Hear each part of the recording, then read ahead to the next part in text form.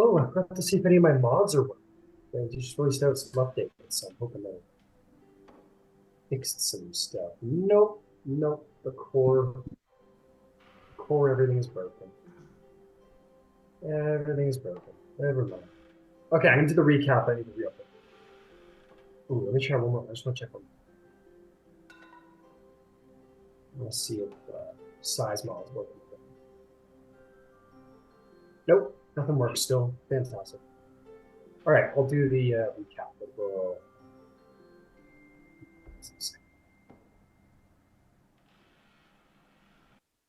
Okay, welcome back, everybody.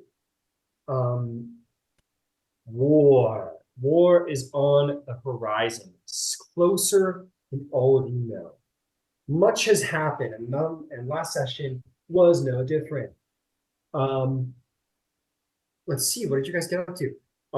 Horlek was called in a stormy vision to meet with his patron, his god, who demanded him, well, not demanded, but requested him perform a final challenge where he would face the Tempest itself and see if he could prevail. And prevail he did. He beat the spirit of the Tempest and claimed the title of Avatar of Cord, and Avatar of the Stormlord, and was granted his most divine boon, the Girdle of the Stormlord, which should provide him with even greater stormy powers, and mark him as the Avatar.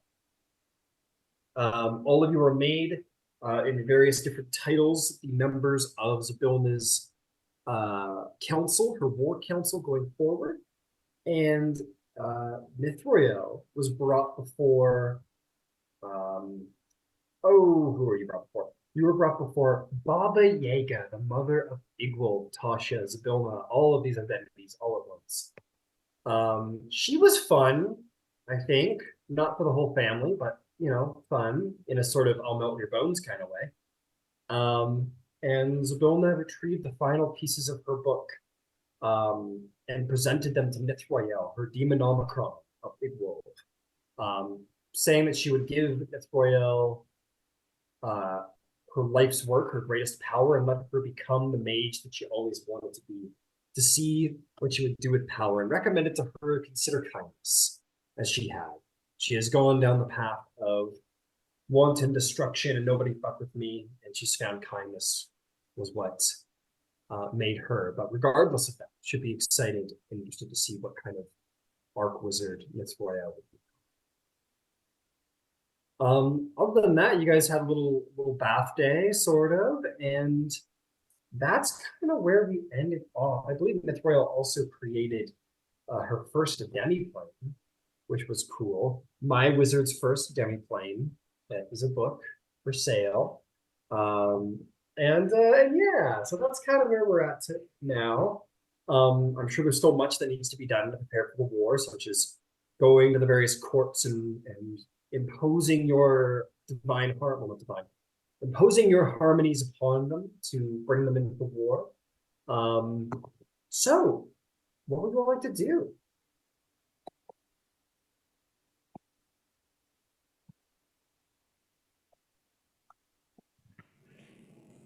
Well,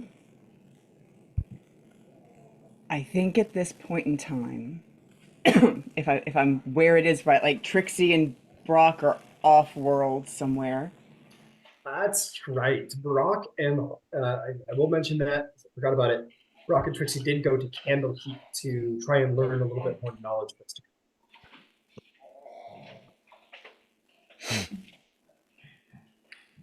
Um, so we get the impression that we are supposed to go to our particular realms and try to band them together, sort of. Yeah. The time is now to begin starting to rally the Feywild to your cause. It's up to you. Mm. Who you'd like to rally. The most obvious ones are the seasonal courts. There might be more that you might wish to as you visited on your travels. Prismeer obviously stands under, Prismeer's banner. So yeah. But feel free to like talk amongst yourselves about like your tactics and such. You are like the warlords to this big fight coming. Mm. So Nithriel and Zabilna are off someplace else, and Brock and Trixie are off someplace else, and it's that night because Mhm. Vivian had a couple of things to do I think before transit. Zabilna and Nithroel, I think they came back through a portal at the end of our little thing. Yeah, she would have teleported you guys back. It was like a short trip. It wasn't like a full day. Yeah, yeah. Oh, then Vivian would want to pop in and talk to Zabilna very briefly before sending Sure. said before handling said business. It's a lot of quick communication, but before Yeah, she that's all of perfect. it before she transits for the next day. No problem at all. You see, there you go looking around, and a recently re-arrived Sabina will be sort of wandering the palace, and we can run into her. Zamilna, got a second? Of course, my dear, what can I do for you? I was sent here more or less to get the temperature of what the new bitch was doing, not my words. Which new bitch? That would have been you in regards to my mother. Ah, I have not reported once. And I have accepted a role on your council. So I should probably report now. well, admittedly, it was never my immediate intention to usurp probably one of her greater Arkfell, but so it is as it is sometimes. The fates have their ways. As always, Vivian, feel free to do what you must. I know Jace will be going there soon. If you wish to go there and declare yourself and your allegiances with Jace, that would be some kind of show. Strategy is a funny thing. There's another option. I'd like you to consider it and make the call. Certainly. I can see her tonight and offer her statesmanship as opposed to force. You know you can force her hand. She did Mhm. not send me as an emissary, but Morgan Le Fay likes to be finessed, Hmm. and she could save a lot of face by being the first to join you willingly instead of turning you away. In the end, assuming we win, that changes the complexion of the politics in the Feywild. But since you're the one who's going to be managing that, you should approve that before I suggest it as an offer. Oh, no, no, no, no, no. I will not be managing any seasons. That belongs to all of you, Wilmy Harmonies. I Um, meant afterwards. my stance on all of that is I'm sick and tired of all the fucking bullshit. That tends to be my stance, which is quite fortunate for me, definitely not intentional in any way. She gives a little wink. She says, why all of you possess the harmonies and I do not. So my suggestion would be to talk to Jace because you have um, quite an excellent idea. Statesmanship is certainly better than being in thrall, because one day these harmonies will have to go back to where they came. And it'd be good to be able to live in the Feywild after that, for some of you. But by all means, you certainly have my admiration for your time. If I if I attempt statesmanship, I don't have to tell her there's a threat coming. But if I tell her, I can tell her we have the spring harmony. Or I To cannot. have a spring harmony is to make a threat, of course. Such things can be done subtly. I'm better at it than most. Indeed, you are. Indeed, you are. As I said, speak to Jace. He's the one who possesses the harmony. It'll be up to him to decide how he wishes to handle the spring court. So, if you have inputs, I'm sure he'd be interested to hear them. All right. And then tomorrow I'll be going to Arborea for a day. I'll tie up loose ends there. With luck, I'll bring reinforcements. Never say no to reinforcements. Didn't think you would. All right, I'm gonna go talk to people. Have a good night. Have a good evening. Yep, you can wander off. So we're gonna do 3 quick sendings. Okay. The first to Maggie. To Maggie. Who's Maggie? Isn't it Maggie? Mad Maggie? Did I mess up her name? Oh, Mad Maggie. Yes, yes. Okay, yes, Mad Maggie. Okay, go right ahead.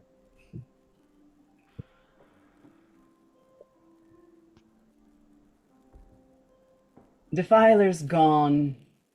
Glad to be of service. 3 vehicles. Quickly describe the area. At the obelisk. Is what was on the Three vehicles at the obelisk. Wishing you well. The girls are hoping to vacation in hell soon. Hope to see you. Excellent. You receive. Oh, Vivian, you're such a darling. We will happily take such splendid gifts, and you'll always be welcome at Fort Knuckle. So that was 1. Okay. Man, she made out like a bandit on that. The thing, see, here's the thing. Hags feed on misery, right? Like, when you live in a place that is just pure misery all the time, there's no need to have to, like, impose it on everyone you meet, you know? You can just kind of be a little more chill, maybe. So, no. She did. She made out pretty quick. The second is to Oberon. Ah. All right.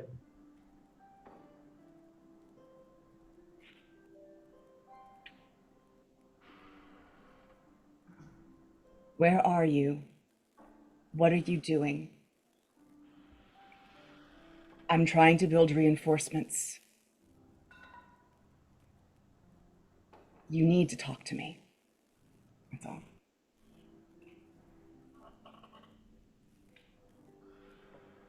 No response.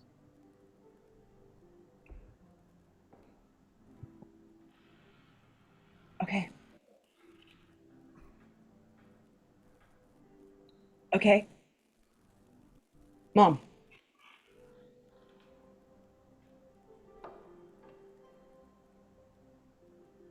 It's been a while. I have significant things to report. Witching hour by the lake, my realm. Okay. Okay, let's see. Give me a second.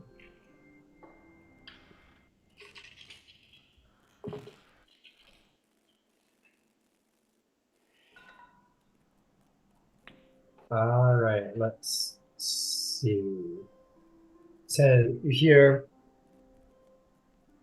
Vivian. It has been far too long.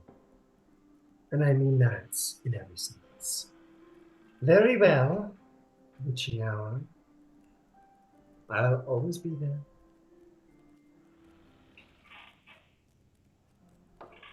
And that's it. I don't know if we're doing anything else tonight, but otherwise I'll go see Mom. Oshi Mama. All right. All right. Anybody else have anything they'd like to do today? Trixie and Brock are deep in their cups in some library tavern. What about Tamlin, both of Brandon's characters, and Horlock?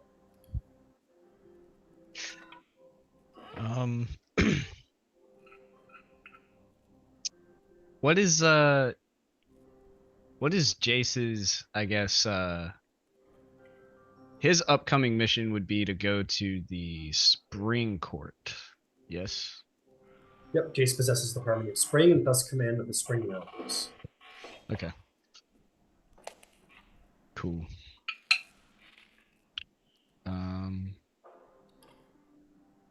Yeah, nothing for him.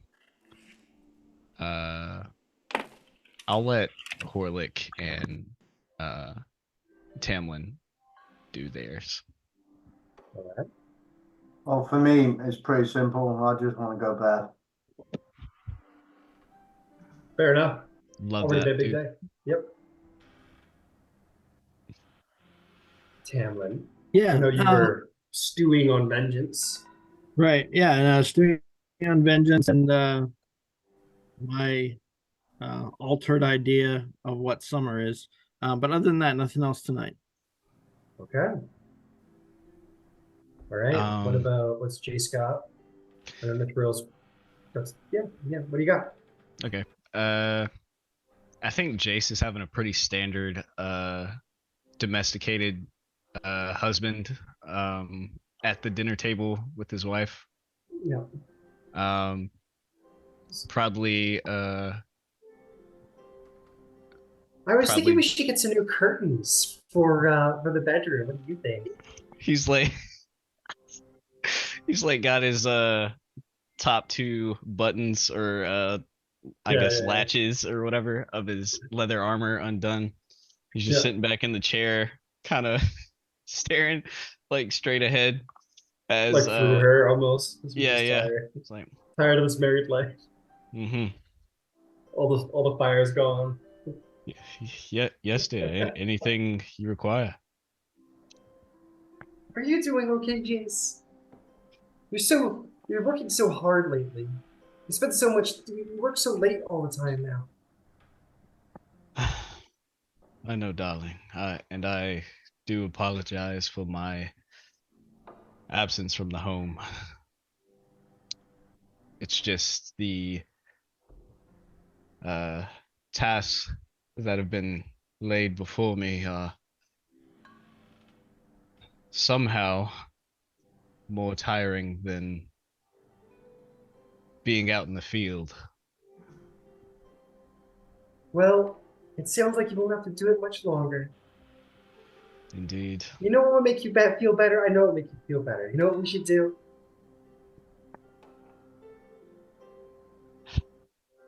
I have a few ideas. Oh, do you? Why don't you tell me first? Get on the bed. And then he gets up. Okay. Shit. Jace is never. I feel like Jace almost like exacerbates like how tired and exhausted it is. So his wife will be like, "Oh no, are you okay? Here, Get come to babied bed." like every man loves. Every man Getting loves mothered. babies.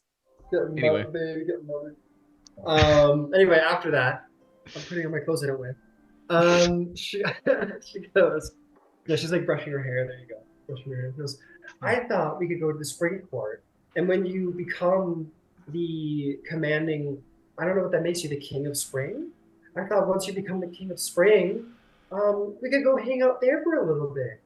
Doesn't change the scenery might do you good, even just for a day or so. And then you could go to war. And I know how much you like shooting things with your bow, and getting into fights and getting beat up, and then beating up Yes. other people even worse. Indeed.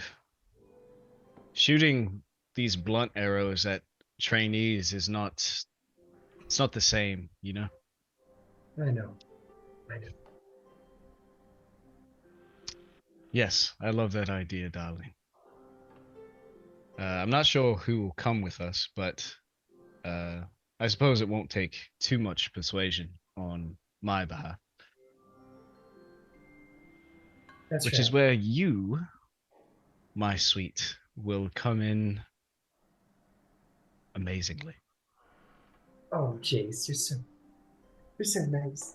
Well, okay, I'll go talk to some people and see if anyone wants to come with us. Is there anybody that you want specifically to go with us? I can talk to. Mm, I know you and that Tamlin fellow seem to they get along very well. Yes. He did beat you in that one fight, I think, but it seems like you've gotten past that.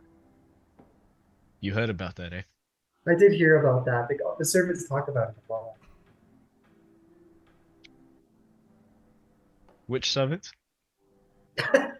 Oh no, wait, I'm sorry. That was Brock. Brock got beat up by Hornet. My apologies. Right.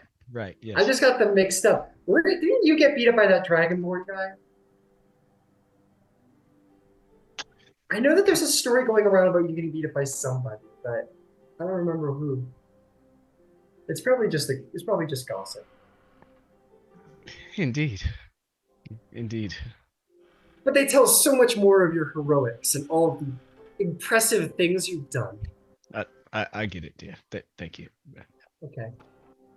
Oh, it was my father. That's right. My father beat you up. I'm sorry. he's definitely like, shut the fuck. I'm sorry.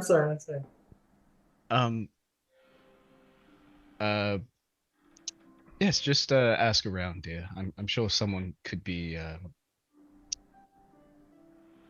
talked into coming along. Okay, I'll just go see it. I'll just go talk to all your friends and see who wants to come. Yes, I suspect these days that the list will be quite shorter. Right. What is that? Have you done something? I've been meaning to ask you, Jason.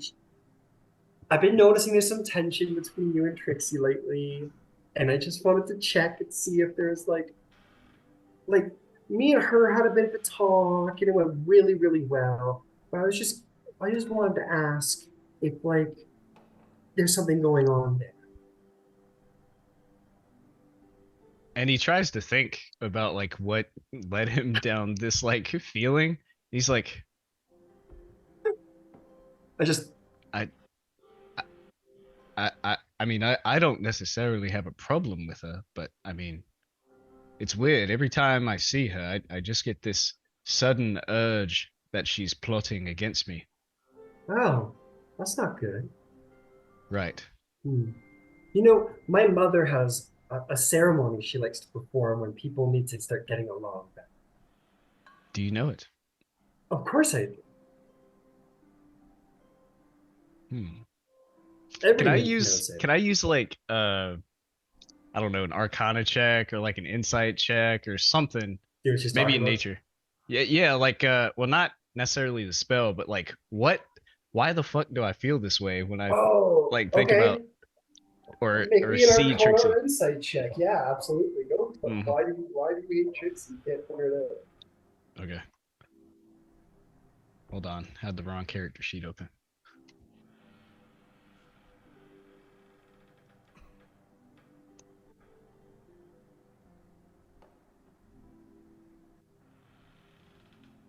Damn, I can't even find the. Okay. All right. Arcana. Arcana. Excellent. Absolutely. That'll be a 28 Arcana check. Arcana check. You look down at the ring, and you know that it's related to the power of spring. And you've been in the Feywild long enough to know that much like winter and summer are polar opposites, so are spring and fall. Spring is the renewal of life, whereas fall is the end of it. And you're pretty sure it's an Arcana-based inverse effect on you, as you have also taken on some strange sort of beneficiary detrimental properties, sort of outside the ring's properties. You get the sense this is one of them. One of the detrimental properties is that you feel you're probably not feeling good because of the ring's influence with Trixie's own mental. I have forgotten all of those benefits. I'll have to look back in the logs. But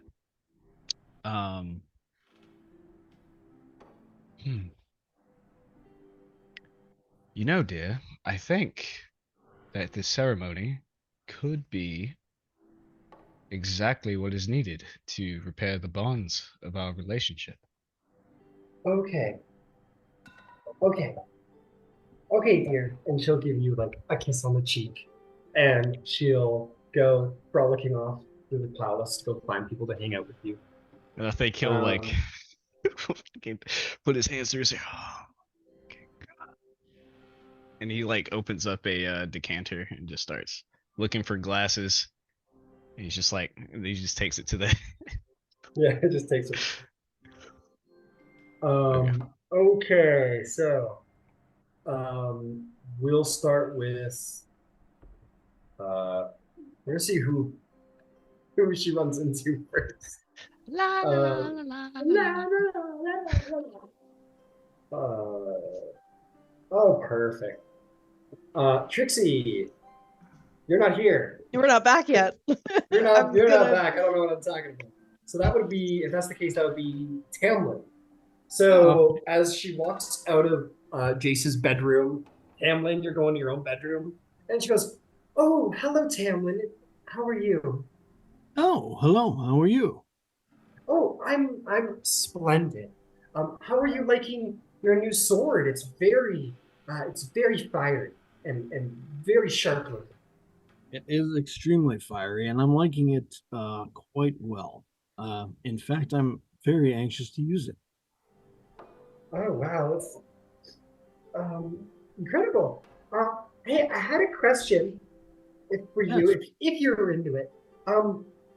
As you know, me and Jason need to go to the Spring Court to, bring it under his domination for the sake of saving the Feywild and all. Just like you have to go to Summer. Would you have any interest in coming with us? Oh, I don't know if you've absolutely. ever been to the Spring Court, but it's lovely this time of year. I have not, and I would absolutely love to support Jason, his reclamation of the Spring Court crown. Oh, that would be great. Okay, good. I'll let you know when we're leaving. You know who we might also want to ask to come along with us? I feel like Horlick would be a fantastic companion on such a trip. Oh, I was gonna go talk to him next. It was an excellent suggestion, Tamlin. All right, you have a wonderful night. I'll talk to you later. Okay, You too. It was nice seeing you as always. it was really great seeing you. Okay, bye. And she walks away. Why does he stink? That's one of his detrimental. Oh, Yeah, dude. The detriment of my sword is that I smell like sulfur. Damn, cuz. And he's a ladies' man too. That's rough. No, that's brutal. I have to be a ladies' man from a distance now. You can go to the hells and be a riot though. Yeah, that's true. That's a good point. Not the worst He place. did. He did go to the house, and he did get all right. Okay. Is there anything else? Vivian, you got your dream you want to do? Okay, so you're gonna go have your dream. We'll go to the realm of slumber.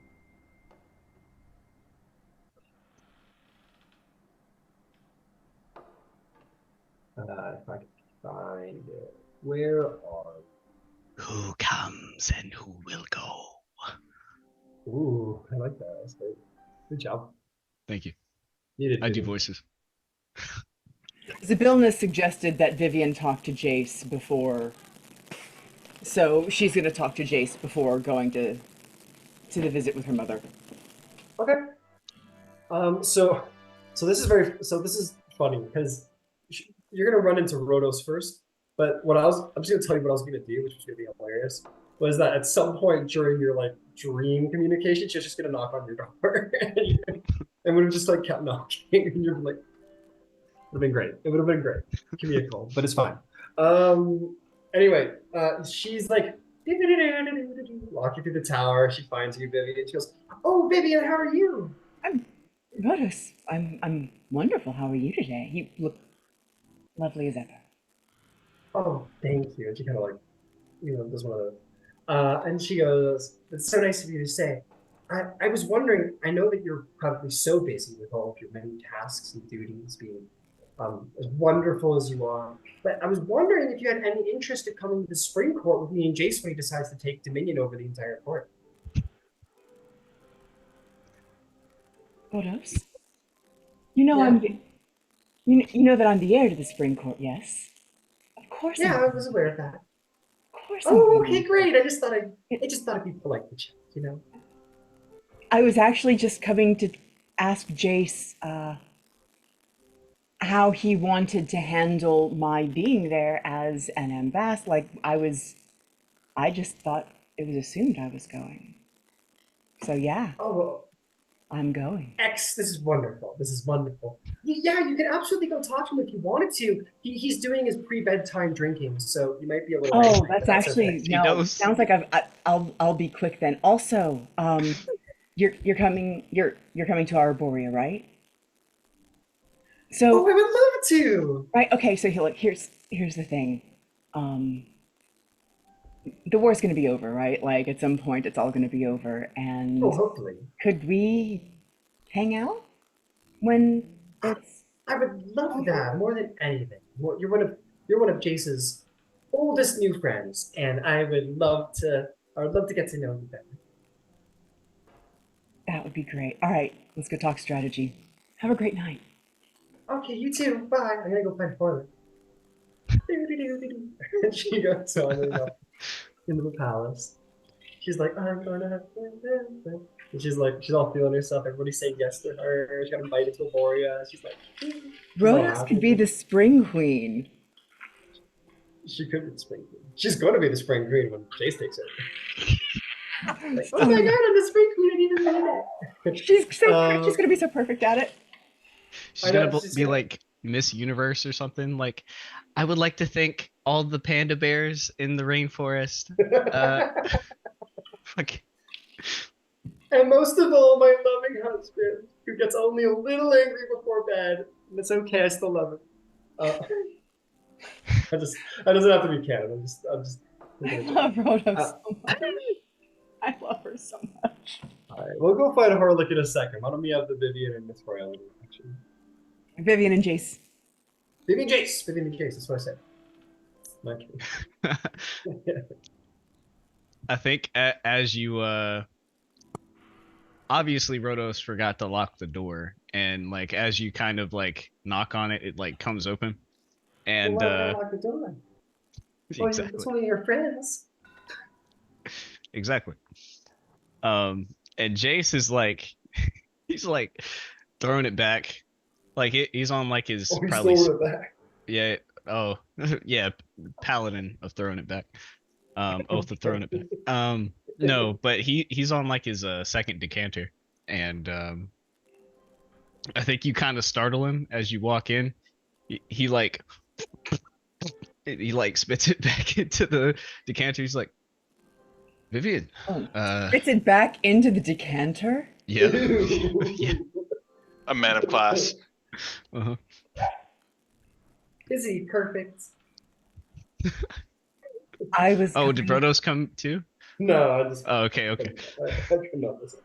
Well, I was coming to have a drink with you and talk, but I'm not drinking that.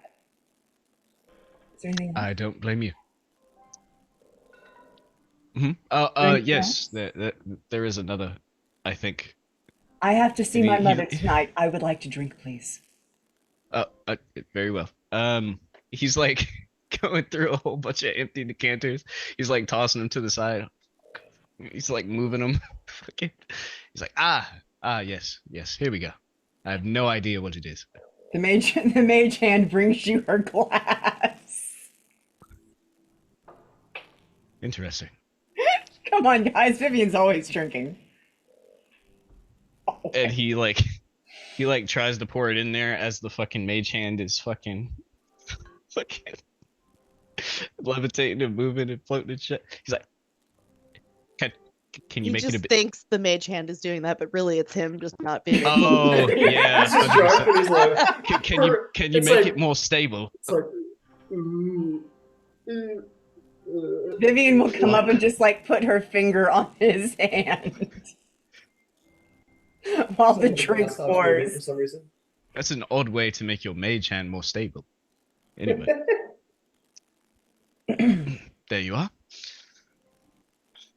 I suppose Rhodos came to speak with you then.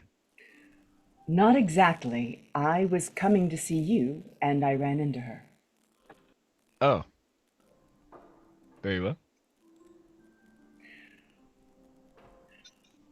So you hold the spring harmony, and technically you can go in and assert your will, and I will back your hand. Might I recommend trying statecraft first?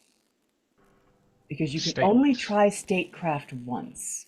Once you've shown threat, diplomacy no longer works. Hmm. But if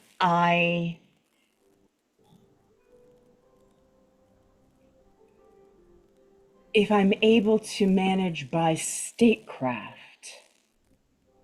Hmm. what I will have to say is that, like, we would have to be able to bargain with something. She gets the crown when the war is over, or I don't know what your intentions are with the Spring Court. If it is your desire to rule as king, I'm not going to challenge your authority. But you should know what you want after the war is over, before we step into her court. Whatever you want, I am here to counsel you and to back your decision. I'm gonna be honest with you, Vivian. Are you sure Rhodos didn't tell you that? Because Did you want to go get Tamlin? I believe paladins have a truth spell. I put no, that will not be required. That's what the decanter is for. But I I don't know the first thing about ruling over anyone. I can barely rule over myself, It's why you as you have can a tell. wife. That And is fair. Rhodos could be a brilliant spring queen. I would like it if perhaps one of you was better in strategy, but We're both very always kind of free-flowing individuals. well, I imagine that's why you're married. Vivian, you dastardly thing. Oh boy. I'm going to see my mother tonight. Like physically, or that dream stuff that you talk about? She will be meeting me in my domain. Got it. Hmm. And I was sent to do one thing, and I did something else. So I'm going to make my final report as her personal emissary. And my first act as Zybilna's Comtesse of War. Mm. You hold the Spring Harmony. So I should not take this meeting without talking to you. But I have to take the meeting, so we start working now. I see. And she fully knocks it back. Impressive. I find myself drinking a lot as of late. Why? Well, if it isn't alcohol, then which it has been quite copious. But you know, with the way things are in my household, if you will.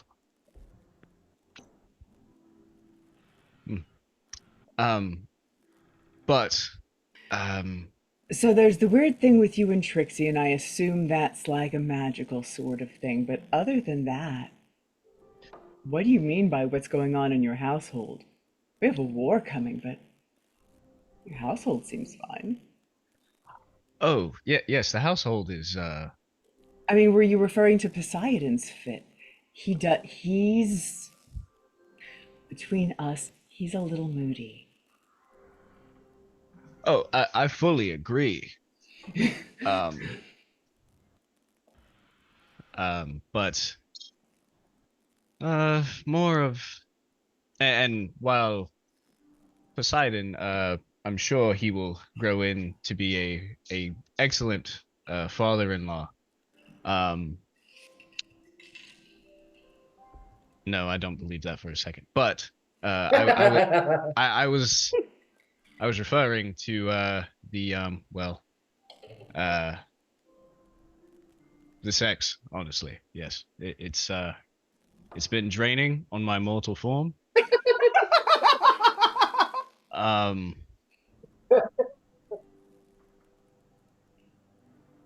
I'm not really a glutton as he kind of looks over at the decanters. Uh, up until recently. But I fear that I am approaching the limit of what a mortal man is capable of. Um, but as the saying goes on the material plane, I suppose it will still work here as well. Happy wife, happy life, and I am happy. And you know she's coming back any minute now.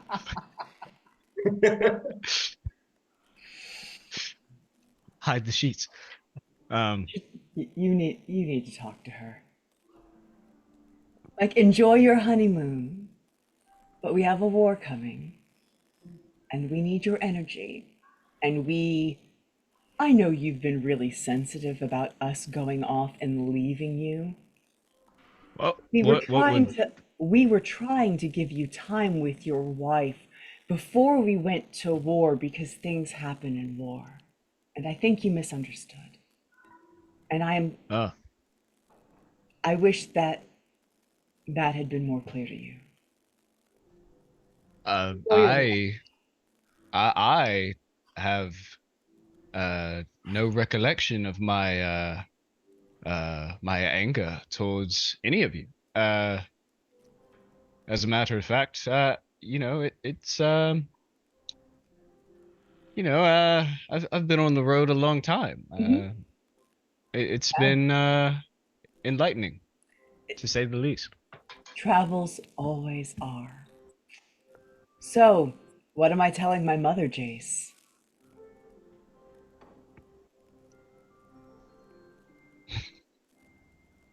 One way or another, you're leading men into war. So you have to start making decisions now.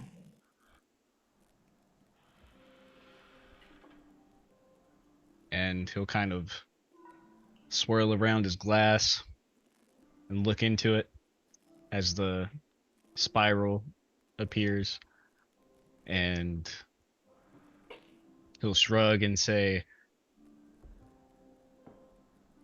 I suppose you can start by telling them that the spring court will have me to lead them in a time of glory. I'll try statecraft first. Okay, that works. That works well. Also, Jace, if it's always difficult to talk about oneself without seeming incredibly immodest. Mm-hmm. Your wife is really, really good at talking to people. That's why I'm bringing her. And she's Poseidon's daughter too, which means she can take care of herself. She will be good to use for communicating from one person to another. It'll be a good time to lean on her. I had the same thoughts. Whereas I often struggle with the saying the right thing portion of discussions. She always says the right thing. Vivian's like, yes, she does. And Vivian will bid you adieu and have off. Good night, Vivian. Good night, Jace.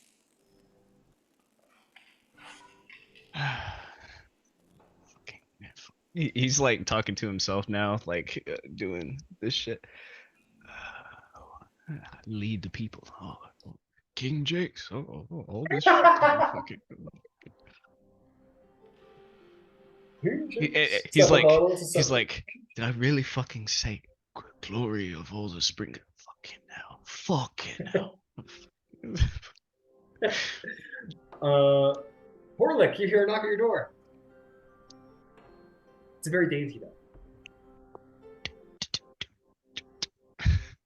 Okay. I'll go and answer. You see Rhodos, wife of Jace, daughter of Aphrodite of Poseidon, beautiful nymphess that she is. She says, "Good evening, Horlick. I'm sorry I didn't wake you. I hope I didn't wake you up from anything." I was just preparing, so no, we're fine. My lady, how can I Okay. help? I wanted to invite you. Me and Jace are going to the spring court, and we're gonna, Jace is gonna become the king of all things under the sun there. And I just wanted to ask if you wanted to come and be part of that. I thought it could be fun. It would I be know my Jace absolute really misses pleasure. hanging out with you. It would be my absolute pleasure to attend that ceremony and see Jace take up his rightful mantle. I know it would mean the world to him. Thank you so much, Horlick. No worries. Thank you very much. Appreciate the invite. She gives you like a little hug, and then she gives you like a little wave. She says, "Have a good night," and then kind of just frolics down the hallway. I just shake my head, turn around, shut the door, and just go to bed. Yeah, she's probably butt naked too. Oh, like- she is. But she looks great. She looks great. I'm sure she does. Well, it's Yeah. just too old and too tired for that time of night now. Yeah. Absolutely. Last but not least, Mithroel, you're in your room. You're looking down at the Demonomicron, the source of the most powerful singular source of demonology and demon power in the multiverse. Curated by Igwolf, the Witch Queen herself, and given to you.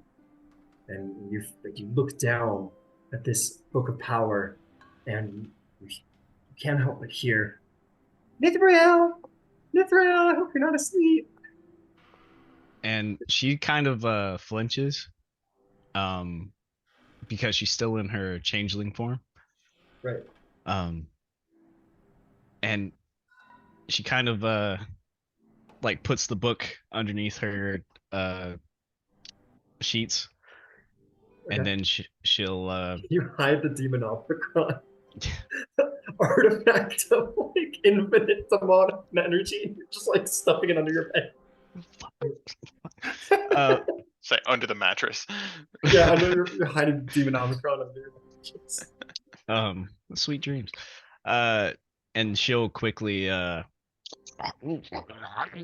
fucking change back into the image of Nithra, Okay. and she'll walk over to the door. Hello, hope you're not asleep. She'll open up the door, kind of Oh, hi, tighten her robes. Mithrael. Oh, I'm so sorry. Did I wake you up? Oh, no, you did not wake me. I was just reading through my book. Oh, I hear that you really like your books. I don't do a lot of reading, but I hear it's really fun. Right. Indeed. Maybe you could teach me sometime how to read, but I'm probably getting way ahead of myself.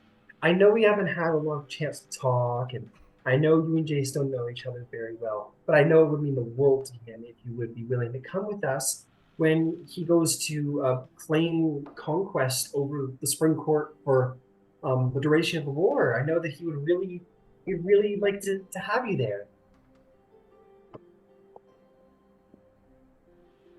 Did he use those words? No, I did. He's drinking right now. Oh, is But I know that he would really appreciate that we came. I know he. You're all so busy, and you're all just like out there doing stuff, and you've got all the harmonies together. And you guys haven't had a chance to get to know each other. Maybe it'll be a good way to get to know him better to see if the power goes immediately to his head or not. very well. Yes, I do not have any reservations about going there. It would be nice to see one of Lady Zybilna's confidants gaining such power. I couldn't have said it better.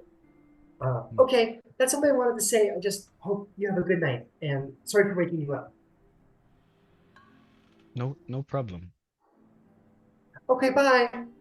Goodbye. And she'll. Now I get to go see Jace. Because I can't seem to find Brock or Trixie anywhere. Mm-hmm. She sees Lady Zybilna. Hi, Lady Zybilna. Do you want to come and see Jace? No. Oh. Okay, good night. Just keeps like walking past her. Yeah, pretty much. No. They get each other. It's all Yeah. good. And Nithroel, she'll go back and she'll look at the Demonomicon again. Okay.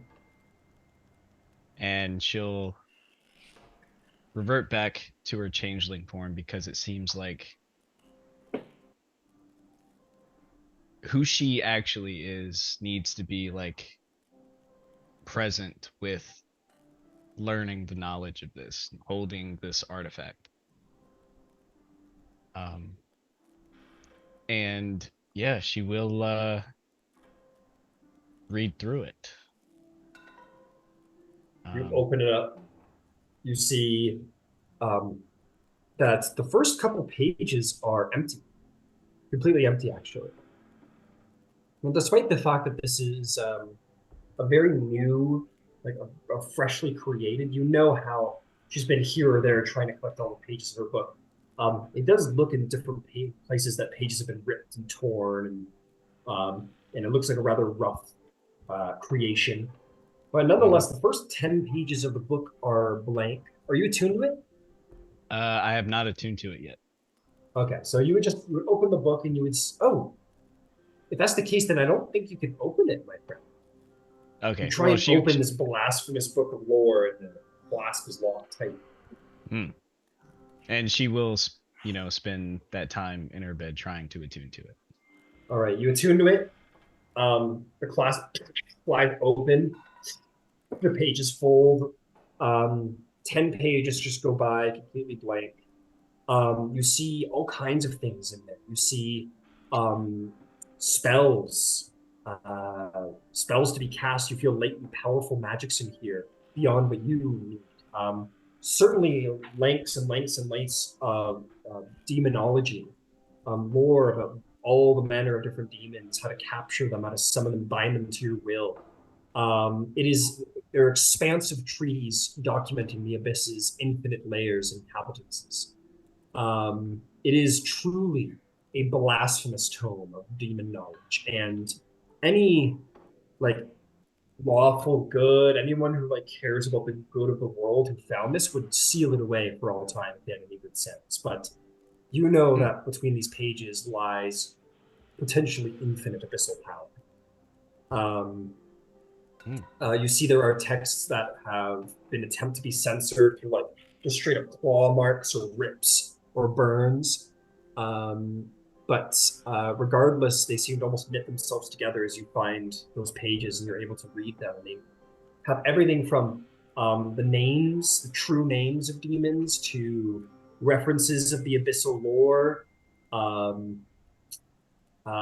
various enchantments to protect you from fiendish attacks. And as you read it, you need to roll me some D100s. This is what I was waiting for. Let's do your beneficial properties first. Okay. All right, 1d100. Great. 50. 50. Mm-hmm.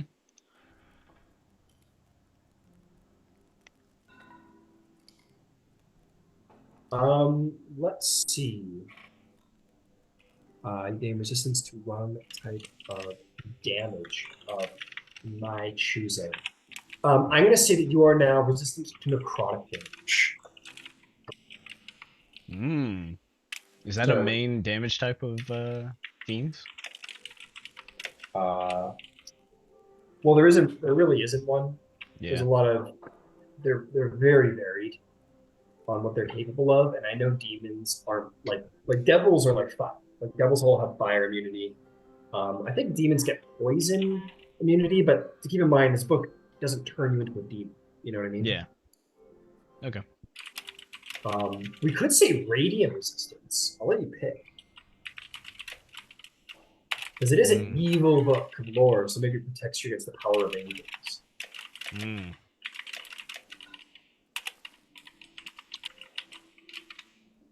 Let's do radiant. I'm gonna say radiant.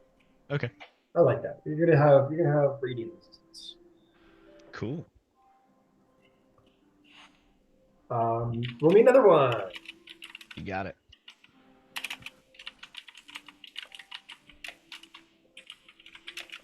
$78.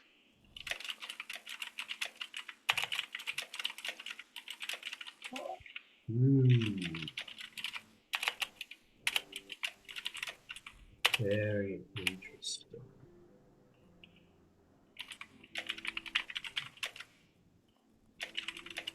Okay, I gotta do that.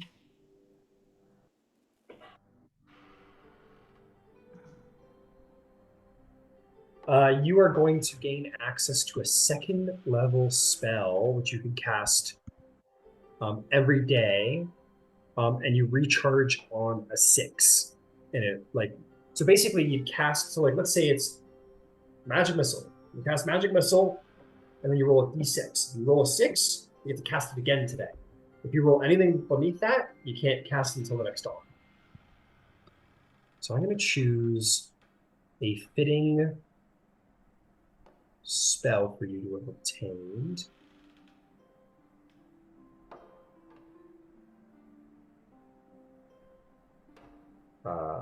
Let's see.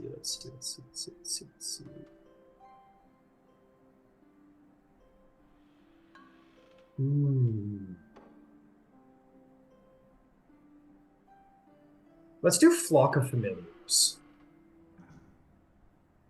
And they're obviously fiends. Interesting.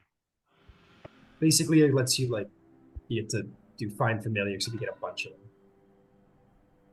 And you can communicate within a mile.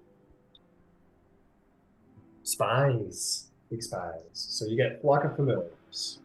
I feel like I'm slowly turning into Saruman. Oh. So you have Flock of Familiars. You can cast that. Here, I'm just gonna to you. Start sending them. Okay. So necrotic resistance. Flock of Familiars. Okay, now I need you to roll me a d100 for a minor detrimental. Geez. Oh, geez, Rick. 92.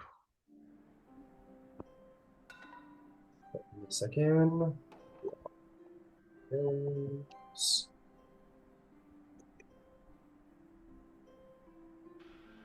Oh, I spelled it with a Z. Cool. I'm so cool. All right, there you go. All right, what'd you roll, sorry? 92.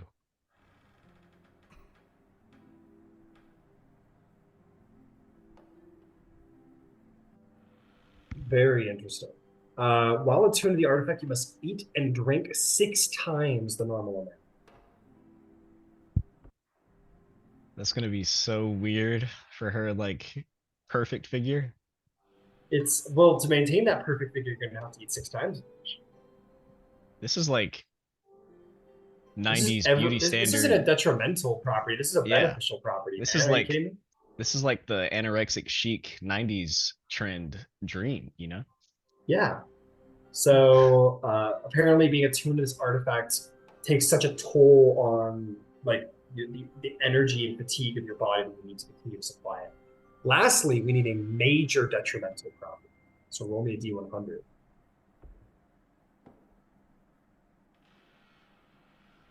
Shikayate. 55.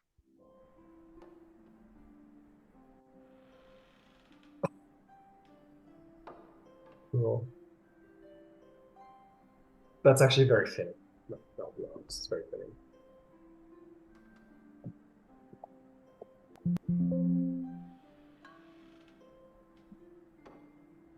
There it is.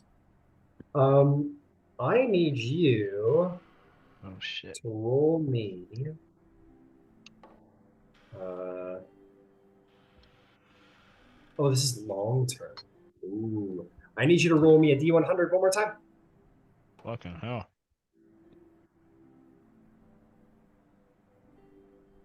$80.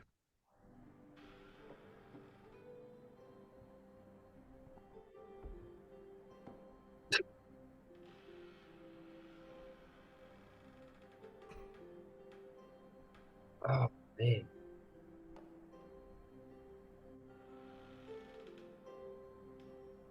That's really interesting and strange. Okay, so basically you've obtained a form of madness. So as long as you're attuned to it, you're going to have this madness. It's all coming together. I sent This it is- to you on Facebook. This is Let me know if that's like really outside of what you want to do. If not, that's okay too. Hmm.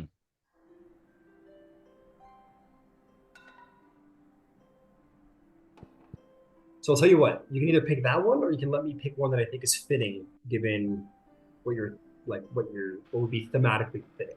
So if you want to fit with that, that's fine. If you want me to pick one, you can do that too. My only concern.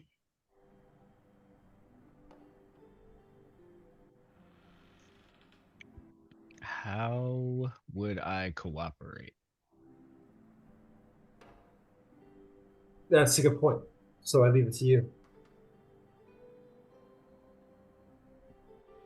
I mean, you got two characters. If she decides not to cooperate. Damn. I can give you a different one. Let's If you let think it's- the dice decide. It seems it seems like it's gonna make things really difficult here very soon. But if that's what This is gonna have like a real like. You ever played Star Wars: The Old Republic? yeah. You know how the game begins, where you're like, "What the fuck Yeah. is going on? You're in the middle of a war." Damn. It's pretty much what this is gonna be. I'll let you think about it. Let me come back to it. You Okay. think on it. You're not feeling it in a little bit. I'll pick one that I think is more fitting and a little more playable. But you let me know. Give me a Okay. minute. Cool. I think the last thing we need to do tonight then is Vivian. You may have your dream and connect with a Morgan Le Fay.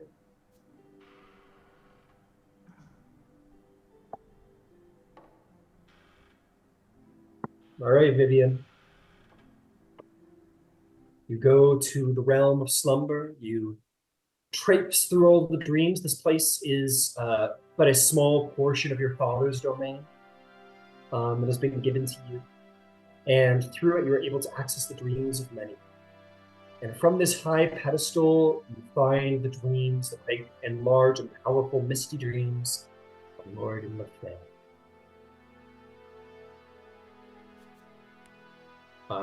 Let's see. When I meet Mother, we always meet by the lake. Got it. So This beautiful Morgan Le Fay in her glory. Almost like a shrine kind of thing. Like that's where we meet. That's the space I have built for her. Gods, gods, gods. So you come. Oh my god, can't find a cool mini for her, but I'm gonna keep looking.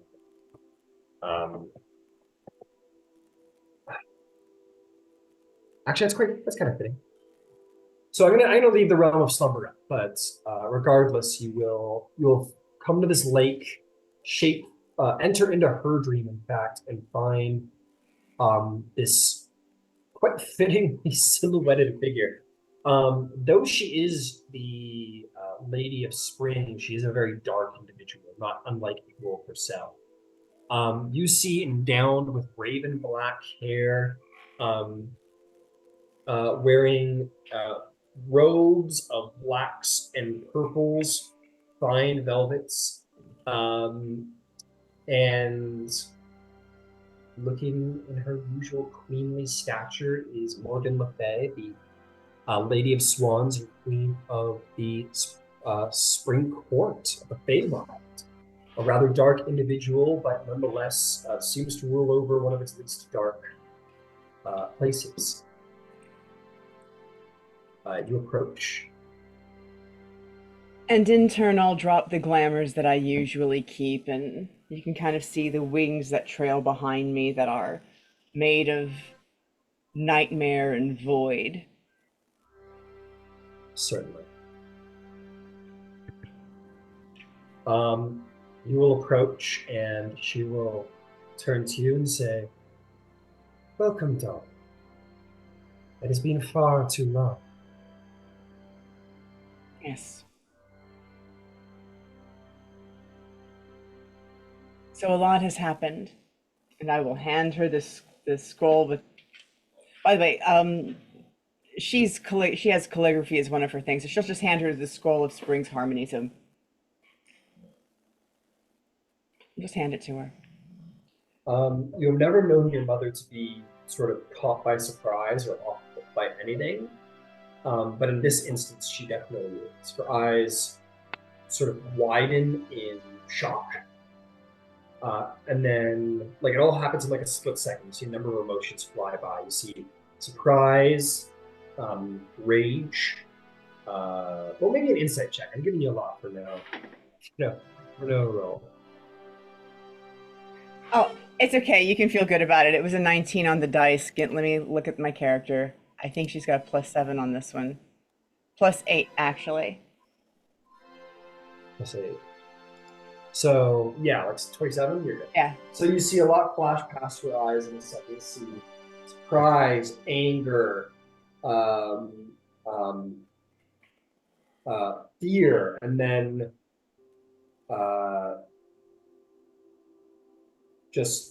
I mean, she kind of levels herself out.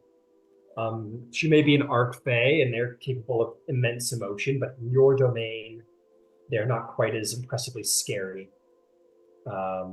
And she will say, "So, Sibilna comes to claim my throne."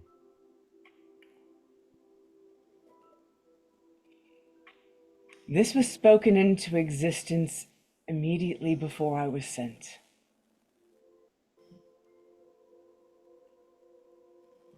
You have an option. There's always an option. What does the Lady Sibilna Carnival bring?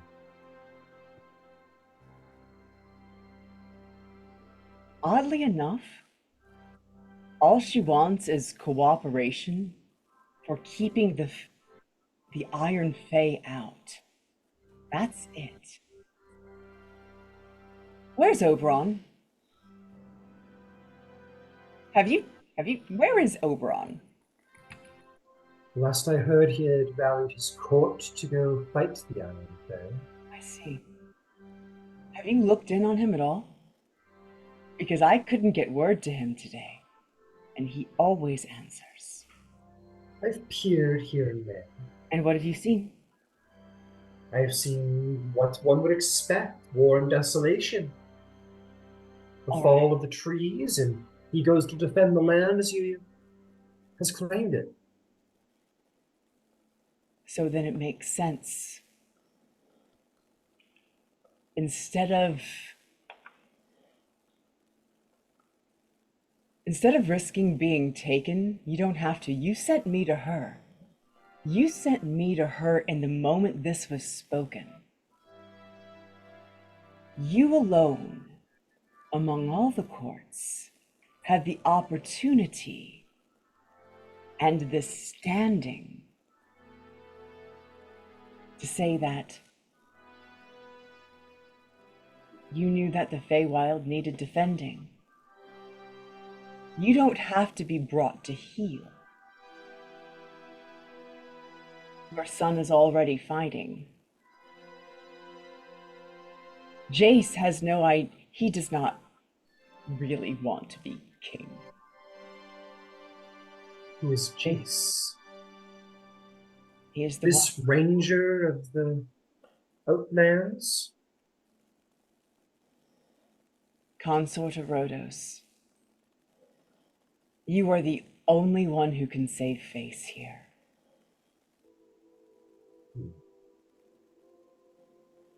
And you're the only Why did one you who didn't not- have to send. You are the only one who actually sent someone. And yet, that someone reported nothing.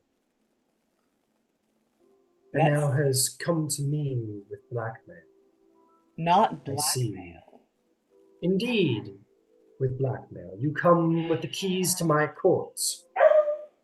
I asked you to go and to look upon the state of the court. Tell me of what you would find there.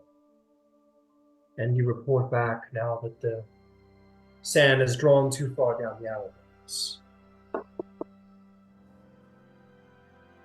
You have eyes on Zybilna. I thought they were yours. No, you have ambassadors there. I have eyes on a You. war. You have been my ambassador. You have eyes no on a mistake. war. I have eyes on the world. And I sent you to the court to learn what you can and report back to me. And And I have not heard from you since. You have not. You come to me now with threats and scrolls, with the keys to my phallus, to I my didn't throne. make that scroll. I didn't speak that into existence. I had nothing to do with that, and you know it. Don't shoot the messenger.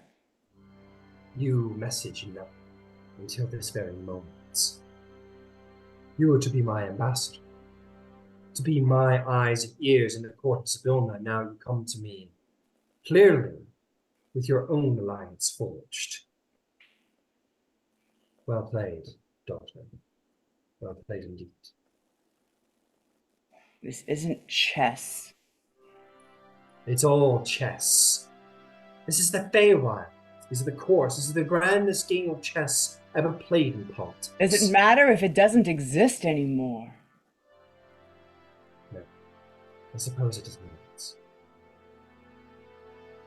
not. Battles aren't won from the front. They're won from above. Step above and look.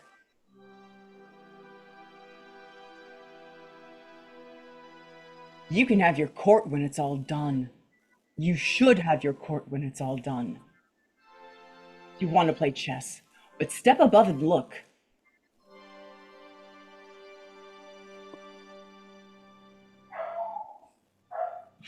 Where is Oberon? Where's my brother? I do not know. He Maybe went you to should the check in. front. Maybe you should check in, I Green did. Reaver. I did. But by all means, let's look. Where's my brother? Are you asking like Yeah. the dreamscape? Yeah. Show me Oberon. You find no passage to his dreams. You call upon your realm to find the designs of his subconscious, but it does not exist. They Not don't yet, not sleep here. regularly. You know that. I've sent to him. He doesn't respond. Your politics and your games don't matter if they destroy the Feywild. The board is larger. Pull out. As you are giving me no choice, I shall.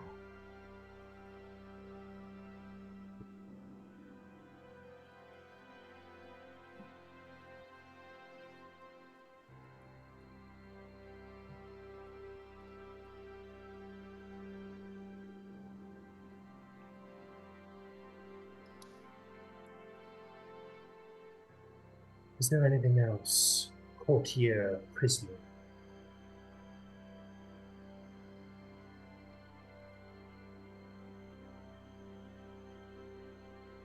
I wish you well. I will banish the dream. Banish the dream. We expect somewhere in the spring court a number of Things are breaking. anyone in the general vicinity of Morgan Le Fay is probably not having a good day. Somewhere across the thing.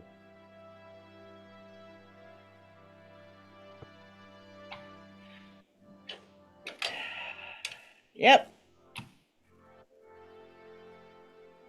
Well, I'm in a trance. Thanks. All right. With that, everyone will get their long rest. Jace, as you're about to go to bed, the door slams, widens open, your wife returns.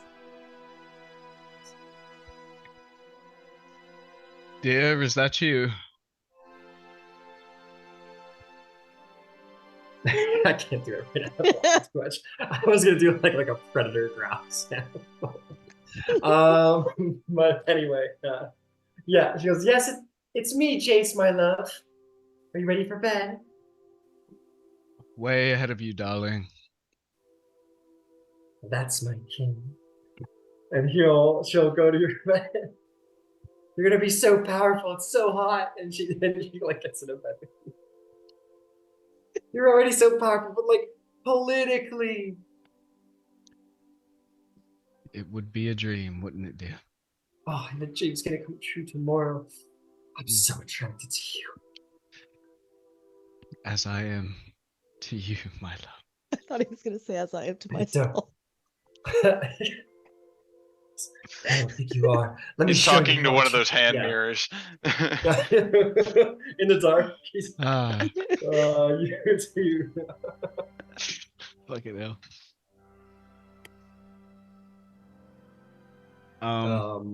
Ryan, we can Yeah.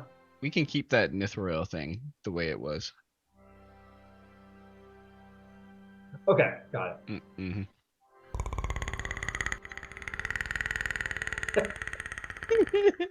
Oh my gosh. That's the sound you hear as the door opens. Dear.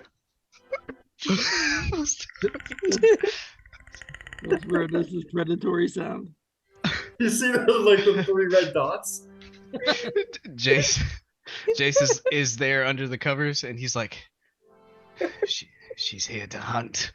I don't Yeah, think you're look, quite rolling your R's right. Yeah. What's gotten She's into like- you? She's on the roof.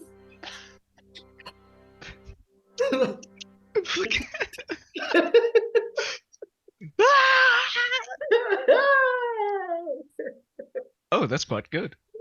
Oh, come on, that's quite good. All right, you all get a long rest. No problem. Would Brock and Trixie wish to return the next day? We were gonna return the night of, Oh, Well, okay, still yeah, you drunk. return the night out. so Well, still, let's do I that. don't know So how that you're all- works. We closed That's down the fine. bar. But yeah, Brock or Trixie would be like, Brock, I know we have to go back. Do you want to like go for a walk first? Yeah. Let's Leave the get out town. of here. Yeah. Yeah. You guys are like, walking out of the bar. You guys have definitely like drank out the entire bar because you guys have such high That's why quality. it's closed. The bar's There's no closed. They liquor just run left. out of alcohol for the week. It's fine. They're kind of happy about it. I mean, they got their money for it, right? But yeah, you guys all wander out of the bar. He's a jolly good fellow style. And it's late here in Candlekeep. The monks walk across the way and look in your direction with a look of like, oh, drunks, sure. And yeah, a fucking web. Is that a werebear? Once or twice he gets stopped. Where? Where? Yes, he is a werebear. The best werebear. Would you mind if I had just a sampling of your claw? Would that be inappropriate for me to ask? I would love to do Get- that. Get lost. Oh man, and he'll get out of there. Would you even be able to take off a claw? Like, aren't you like immune to all the stuff? So like, even if they tried to cut it off, would they be able to? I don't know. Should maybe I should find out. Maybe. Let's give it a try.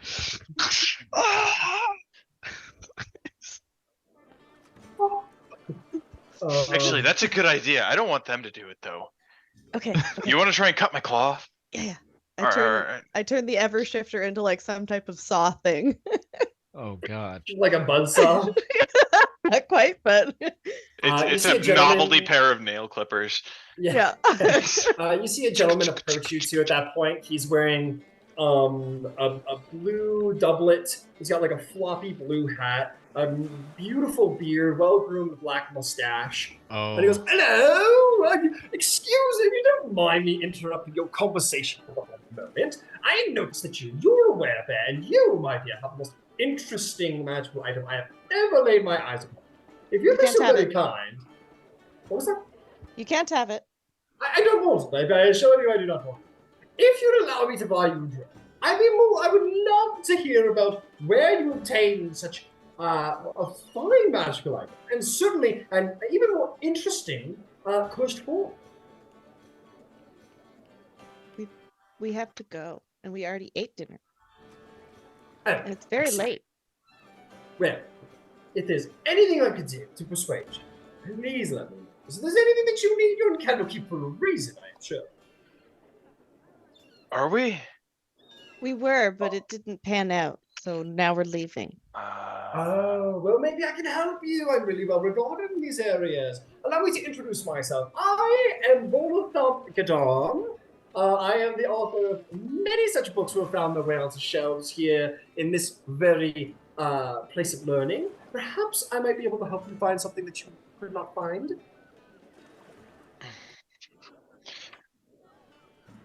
Do Are I know we? this- do I Yeah, are we recognize this familiar name? with this person? Make a history check. You only wrote some D&D books. Yeah, he only wrote. Trixie lives around here, and she's been to Candlekeep before.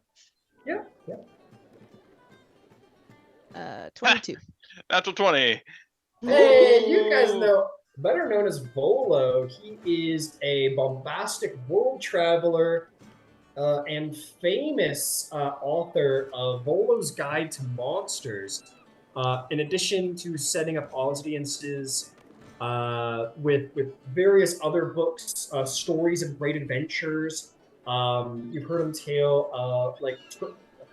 tale of many things that are, especially a couple of volumes about different events around Baldur's Gate, including the Ballspawn incident, all kinds of works. He's a very, very famous author and traveler, and also is said to be a little bit of a wizard.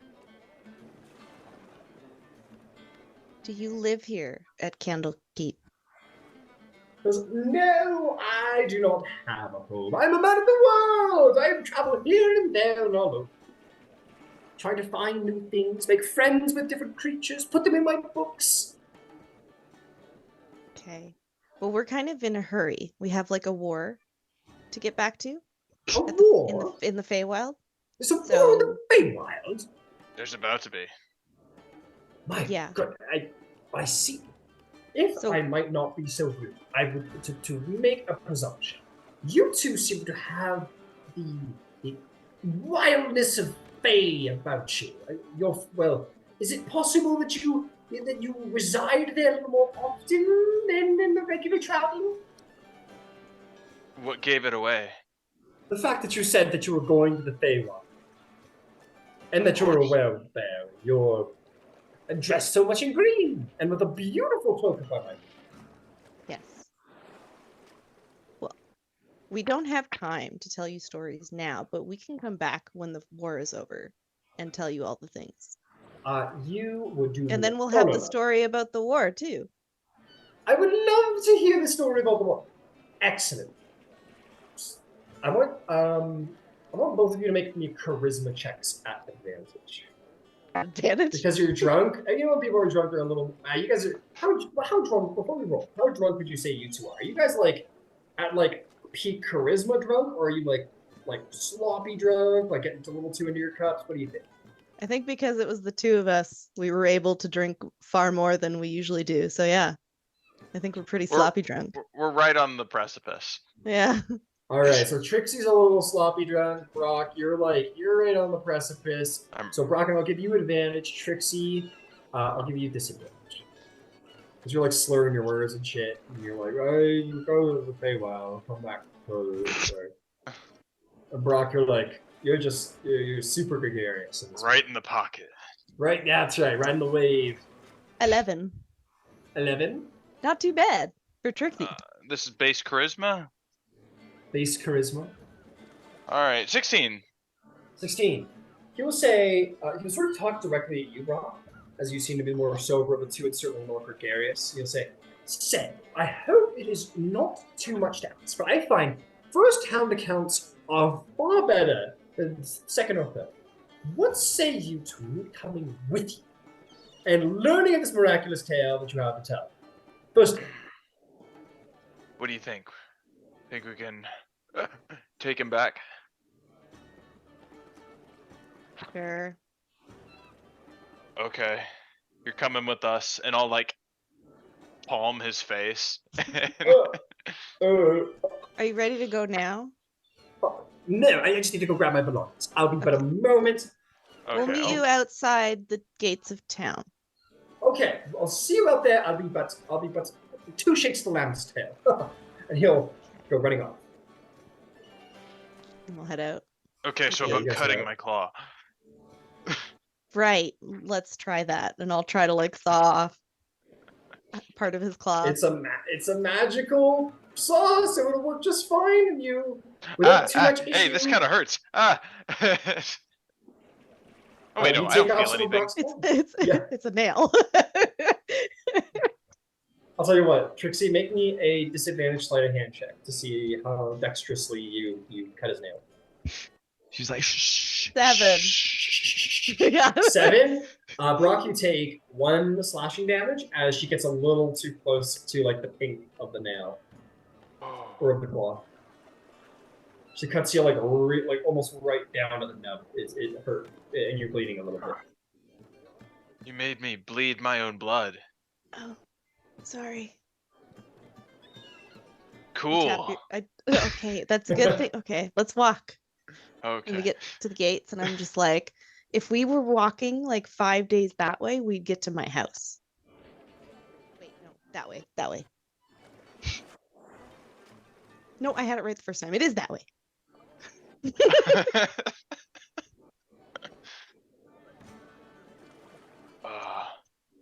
When do we go there? I don't know. Huh. It's what I've been trying to figure out. I don't know.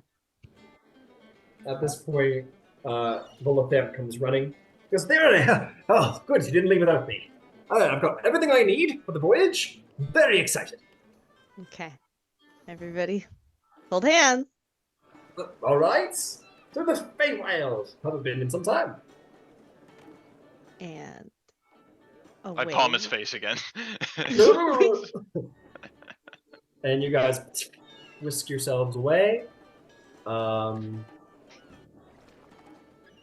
Yeah, and you'll just return. You'll return to the place you was born. And Volothamp will be like, my gods, what a beautiful house. Where are we exactly? In the Feywild, do you know? This is Prismere. Yeah. Prismere. He takes out a notebook. He takes out some papers and a quill and a pen. He says, Prismere. And he starts bugging you about notes and things, and you're like, my goodness. Walk You up guys the will walk down step. the Hall of Stars. like- Yeah. Thinnings. Thinnings? Just What is yelling at that? the top of my lungs. He'll show you where you can stay. Thinnings will arrive and say, I am here, Madam Tressowin. And you go, my goodness, is this man he's as flat as a piece of paper?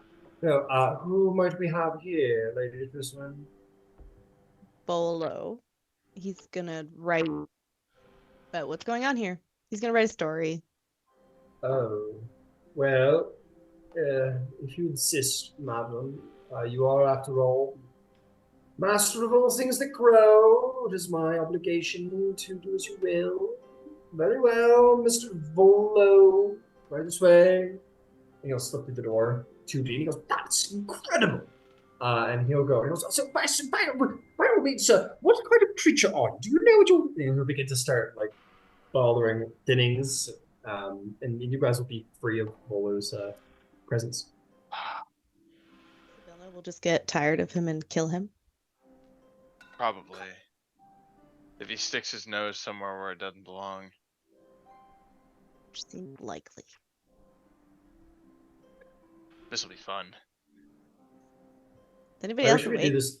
I wish we could do the scene where Thinnings goes to Zavilna and tells her what has happened. Like, you're telling me that they brought the famous author Volo to my secret palace where I've been hiding from my enemies? All right, great, whatever. Yeah, they're really drunk.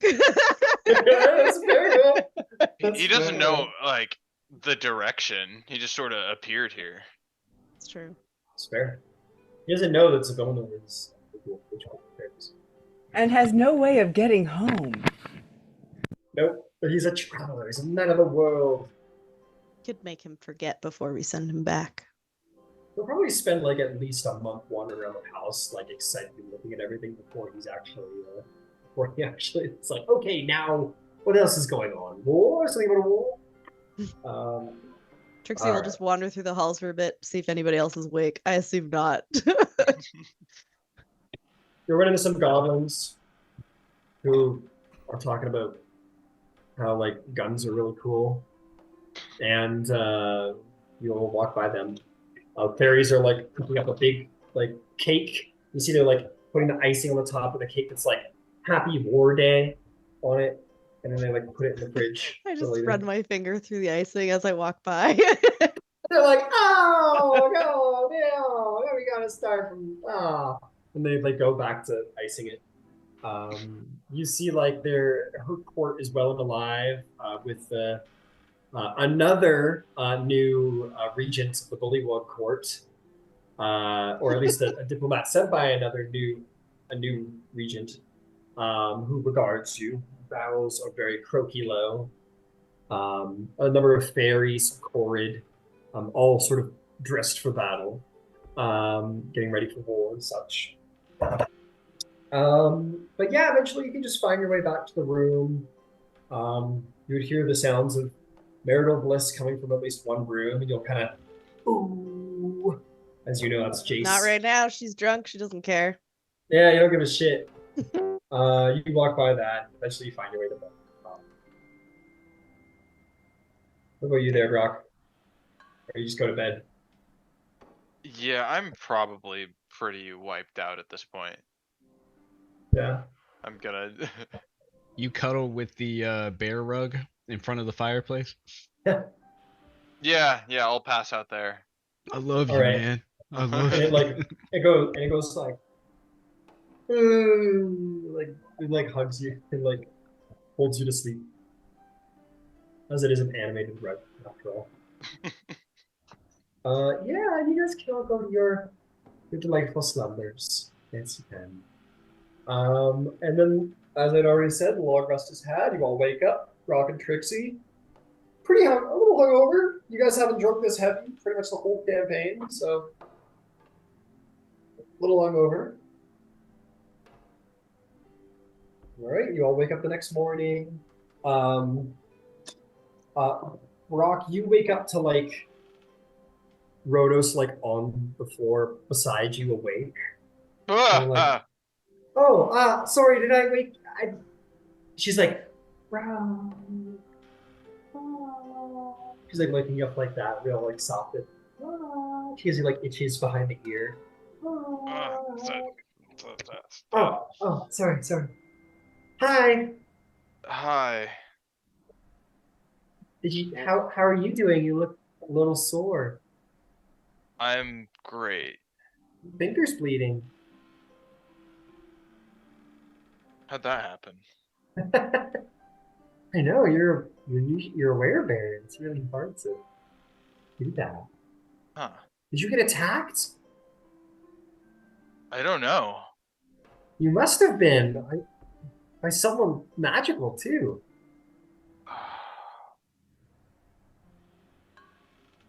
Oh. I'm sure I did a number on him, so there's that. Oh, I have no doubt. I brought you some water. She like gives you like a big jug of water. Oh. Or actually, she gives you a jug and then she waves her hand over it and water fills up inside of it.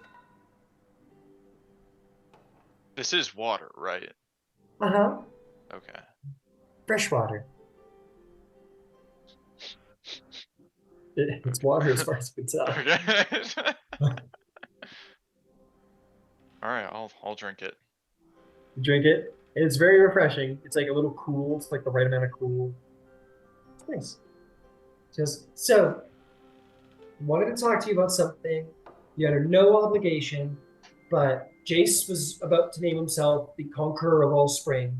And I wanted you to know, or sorry, I didn't want you to know anything. I wanted to ask if you wanted to come for that, because between me and you, I know Jace has been missing all of his friends, and he's been a little bummed out lately, and he's developing a bit of a bad drinking problem. And I think it'd be good for him to be around his friends again, and I know he thinks of the world of you.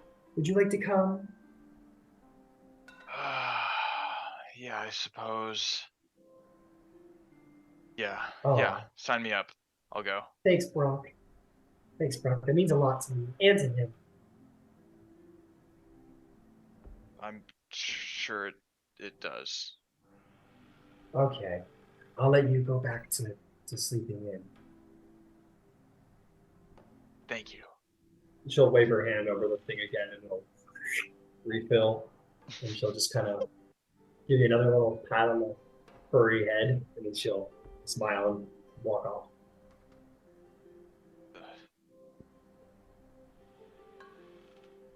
All right, I just go right back asleep.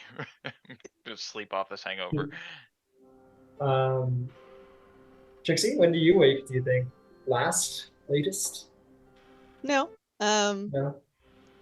I only need the 4 hours. And in the morning, I immediately cast Lesson Restoration on myself. Because I'm like, I'm not dealing with this shit. That's fair, man. You're Still drunk. Yeah, you're still popping off. No, you wake up and you're like a morning person, just like Yep. not a care, pain in the world. You will see down to get some Rhodos. breakfast. Rhodos will see you at breakfast, and she'll say, "Oh, Trixie, it's so good to see you." And she'll like come over and sit across the table from you. You too. Goes, Is Brock so, okay over there? oh yeah, he was. I think he's just really hungover. He was very thirsty. Oh, yeah. But the rug was cuddling him, and I think he liked that. We drank for hours and hours and hours. So it was a lot of fun. Wow. My cousin, and you'd really like to meet my cousin. His name's Dionysus. He's a huge drinker. He makes wonderful wine. I bet you'd love to meet him. Yeah, okay. Anyway, I wanted to ask you two things, and let me know what you think. Jace is going to, he's going to bring fire and blood to the Spring Court in the name of himself and Zavilla. And I know you two haven't been getting along the best lately, but I wanted to know if you wanted to come, because I know you guys are going through a bit of a thing right now, but deep down I think he really misses his friends. And you're his friend. Oh. One of his oldest and best friends. Right. I think I'll have to go to make sure he doesn't screw something up, but yeah. Which brings me to my second question. First off, I'll say thank you very much. So I know you two haven't been getting along, and I thought that I'd like to try and help because I know, there's like tension between you guys, and you had this whole thing, and I thought about this ritual my mother told me. It's this sort of ceremony, and it always helps bring people together when they're going through it.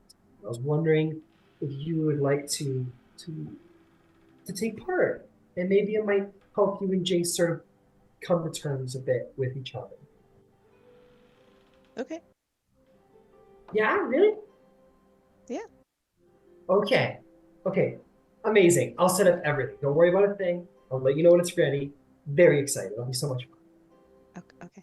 You don't need any help getting this. Like, I assume it's like a spell. Do you need stuff to collect or anything like that? Oh, no. There's no real spells involved, kind of. But I appreciate it deeply. But it's a very like private, very personal sort of ceremony. It's very about building relations and they're just like feeling each other out, and it's really good. It's really, really good. So I'll set everything up. Don't worry about a thing. I'll let you know when it's ready. It's just a bunch of trust exercises. Yeah, you know what? That's perfect. It's a trust exercise. That is exactly what it is. I wasn't saying that in character, but okay. Okay, we'll just know that anyway. I guess you'll say it's It works basically a trust exercise. Okay. It works anyways. Okay, I'm so excited. I'll see you later, Trixie. Brock, are you hungry? There's bacon. Uh-huh. What? I'll just drop it into his mouth.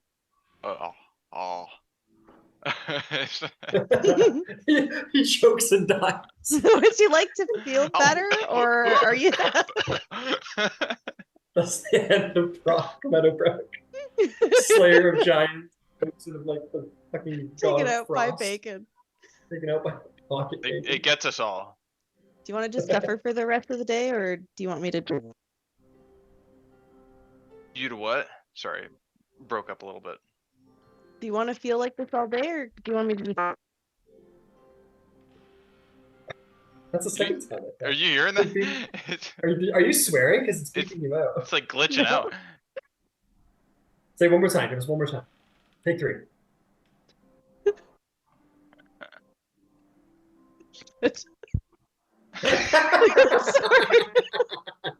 No, I don't want to feel like this all day. That's actually what I'm saying. Do you want me to fix you? Fix now? me. Okay. Fix I this. can fix him. I'll cast lesser restoration on him as well. Nice. And suddenly, Brock, your pounding headache and dehydration are gone. Oh, it's so much better. Okay. All right, I can get up.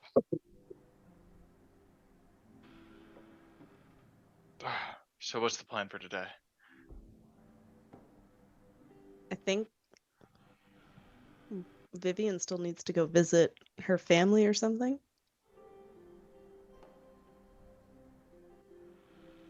Okay. Should And we then go see Court, her? I guess. Yeah. Okay. That was the plan before we left, I think. We were coming back in time for that, so I'm assuming that's what we're doing. All right, let's Go find fingers crossed they haven't left us behind. Vivian. All right. You guys all rally at the breakfast table at some point. Yeah, the whole crew rallies up for breakfast. Maybe some snarling across the table between some of yous. Good morning, Jace, Rhodos. Good morning, Tamlin. Good morning, Tamlin. How are you? I'm feeling just fine, actually. Well, I would certainly hope so. For the man that brought me and this wonderful woman together. Well, let's hope we can both be of some more support to each other in the near future. Indeed. I apologize. I didn't much speak with my wife last night. But I assume that you have chosen to come along. Oh, I have. I thought it only fitting that as you assume your new position in the spring court, I'd be there to support you. Ah, I see. And to anyone else my wife visited, um, did she also use the term either conquest or king or fire and destruction? Yep. I Okay. heard one of those words. Can I suggest that we don't, that might not be necessary? I mean, it might be necessary, but is that how we I just- definitely want to go in? I just thought it would be funny, really. I just want to put a little flair on it. You did good, dear. That was Oh, okay. Thank you. Great. So we're That's- not gonna walk in and say, all hail the conquering Jace? I mean, that was kind of what I was gonna do in the fall, Oh, that's definitely but what I'm if doing. that's not what we're planning, then maybe not. Okay, I was just gonna walk into the fall court and be like, "That's my seat. Sit down," and like, Vivian's like, can we like be a little more to everyone who has a Harvey's like, oh, I was gonna walk in and tell them to fuck off. Like But they have to listen to us now. They kind of have no choice, right? That's what they said. That's what I heard. I plan on The- actively changing the entire summer domain as I walk through it. On my throne. Jace, Yes. when the war is over, will you be a good king?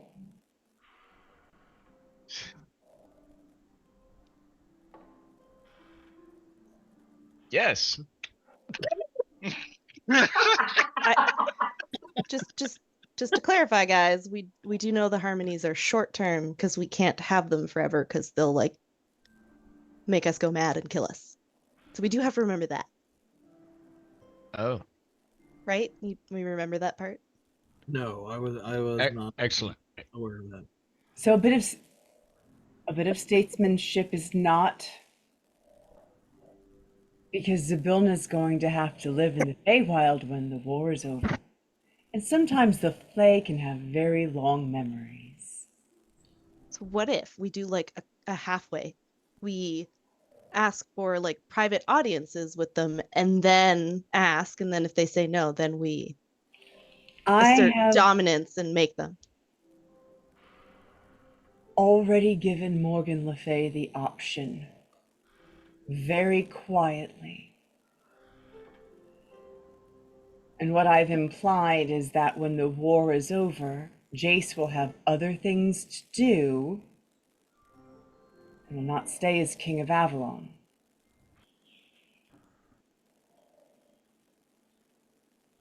The implication is that he may stay if she doesn't comply. It's not really what I was going for, but she does have a temper. It's unfortunate. She's good in a war. I tried to convince her to look at the board from above. I couldn't get a hold of my brother. That is unusual. You're Maybe. talking about Oberon. Yeah, the iron. We did scry on the Iron Fey guy, and he was actually charging on Oberon when I looked the other day. Okay. That's fucked. Sorry. That may be critical information.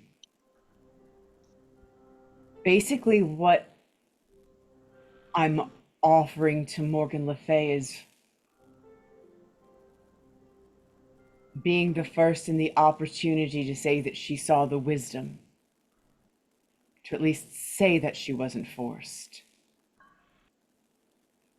I've given her the opportunity of saving face, assuming the other three of you would not be allowing that. Now, Um, I don't know if she's going to go along with it. She's unhappy. let's let's just brainstorm for a minute. Now this Morgan Le Fay, let's say by some means or some possible eventuality that she does not willingly come up off the throne, as it were. How powerful of a woman are we talking here? She's not as powerful as Titania, but she's smarter. Oh shit. Well, I'll say at this point, Zadonna comes into the hall, just sort of quietly, just like, just little nods of the head, sits down at her head of the table, starts breakfast. That's all. Turns the conversation. Also, are we like planning to go to each court individually? And then if we do that, then does the person who, like, if we go to the spring court first, do you have to stay in the spring court when we go to the next one, and so on and so on?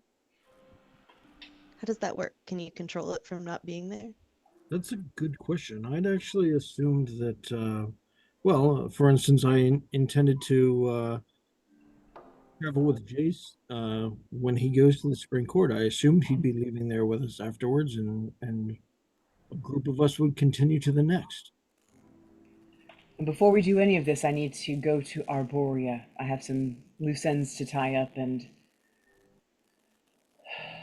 I may be able to garner some additional support. whatever is necessary. I think we will be able to talk our way through. But if negotiations do turn sour, then I believe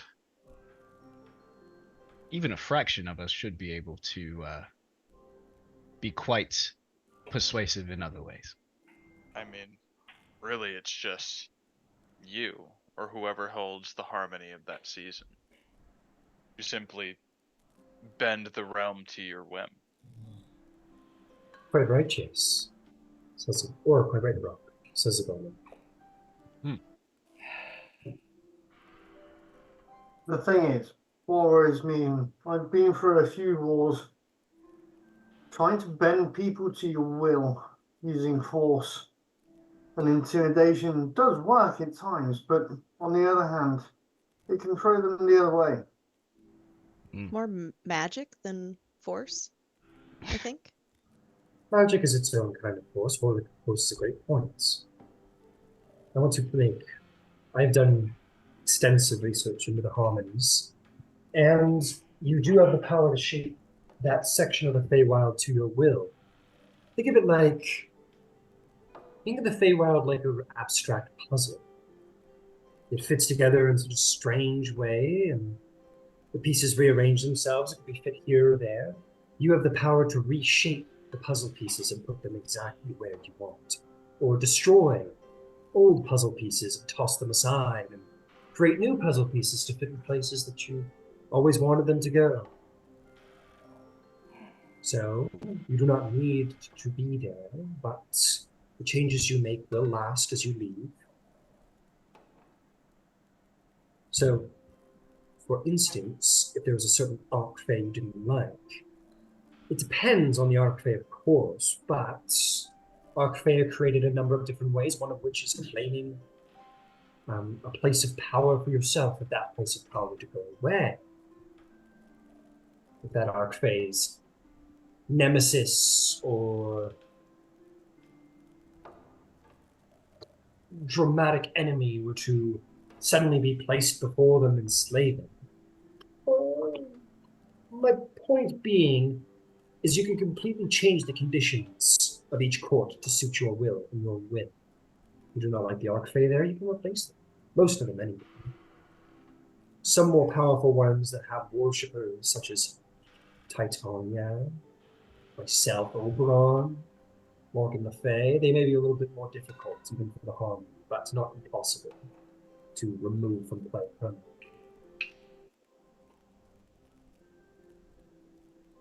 Also, although they may not appreciate them when they don't work out in their favor, the personalities of the Fae are not unfamiliar with slight changes to the balances in power every now and then. It's almost something that they thrive on.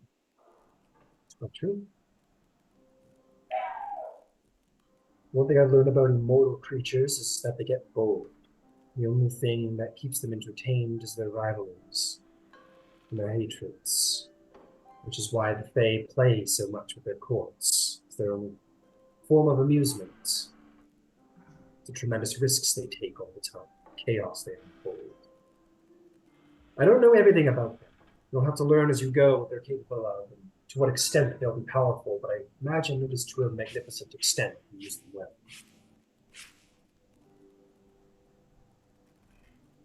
Ryan, message.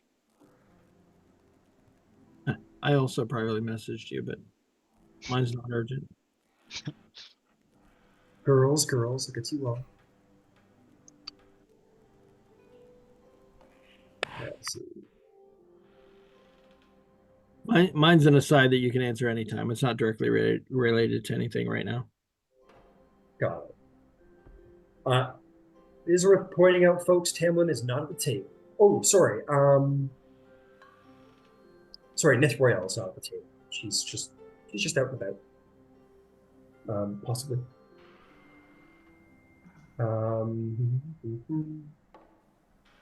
Not additional. You replace it. That's not as fun. Yeah, that's Thought I was gonna have like 5 going. yeah. No, I'm pretty sure it's a replacement. Just a Or a replacement. gust of wind. Yeah. Makes sense.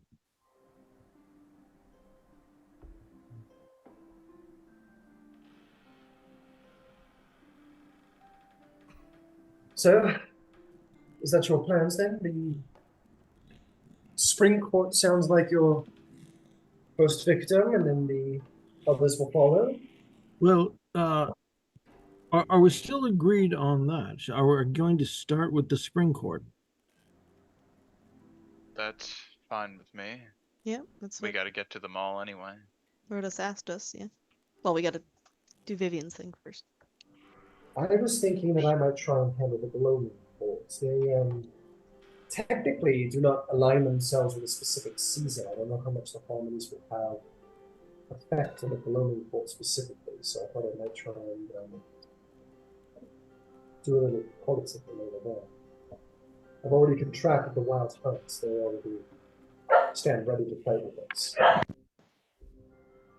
So. And by all means, if you can think of other courts, then you can enter the fold. You've been on many adventures.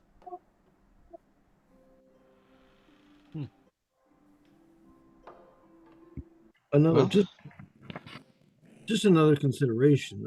While that's not a terrible idea, it might be that once we've exerted control over the major courts, the small courts might naturally tend to fall in line.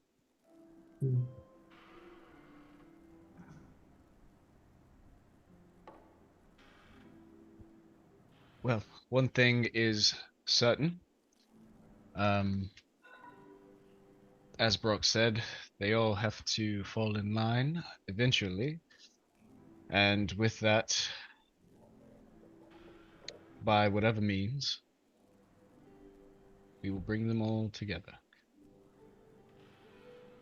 I don't know if there's a specific process for this type of thing, but seeing as how Arborea and the Spring Court are so closely connected, it would seem as a natural first stop in our quest for amalgamation of the 4 seasons. Has anyone seen Nithriel this morning? No. No. Huh. I admit, No. I admit I haven't, but I don't. She was going to help me with my map making. And go Darling, see if she's in her room. darling, you spoke to her, yes? Yes, she said she'd be happy to come to the reaping of the spring court's resources and finances. If we could perhaps Oh, phrase sorry, this a Vivian, that's little offensive to differently. you. I'm sorry. I'll go see if she's in her room. And I'll go Okay. up and knock on Mithril's door. And Vivian will actually start to put out the things for, like, I'm assuming that the people are clearing dishes from breakfast and all. Oh yeah. No answer. Trixie. I'll turn into a bird and have a fly around and see if she's outside. Maybe a perception check.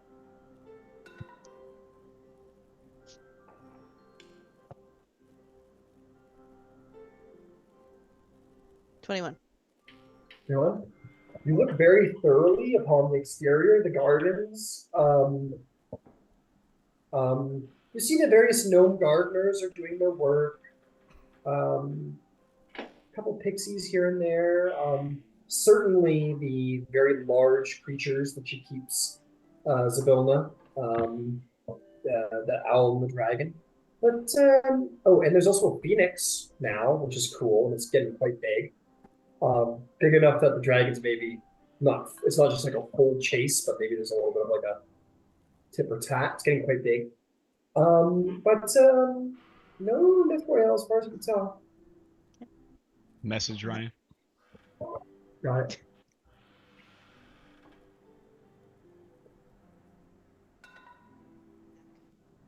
Couldn't find her. She's not in her room. She's not outside. I'll do a quick sending. I'm sure Zabilla just sent her off on some special I will. quest or Vivian something. will actually do a quick sending and just say, Mithrael, were you still able to help this morning?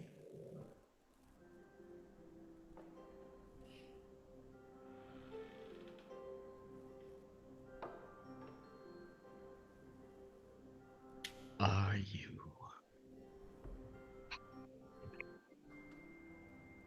What'd you say? Oh, sorry. It was probably too late. She goes. There, after a little pause, you suspect there's some astonishment. And she'll say, "Who are you?" Vivian will look directly at Zabilna and say, you may want to check in on Nithroyal. Oh, interesting. And so Temlin is here. Yes. All right, cool. So now I just need you to be close to me. Sure. Are you preparing to? Yeah, she's so right now. Vivian is putting out her inks and her quill and getting everything ready in the other map of Avernus. She'll look at Trixie and say, do you by any chance have any magics that allow you to help people when they're working through things? Like maybe something that would make someone a little. Oh man, I had asked Nithroel specifically last session. Wiser. I think it's wiser.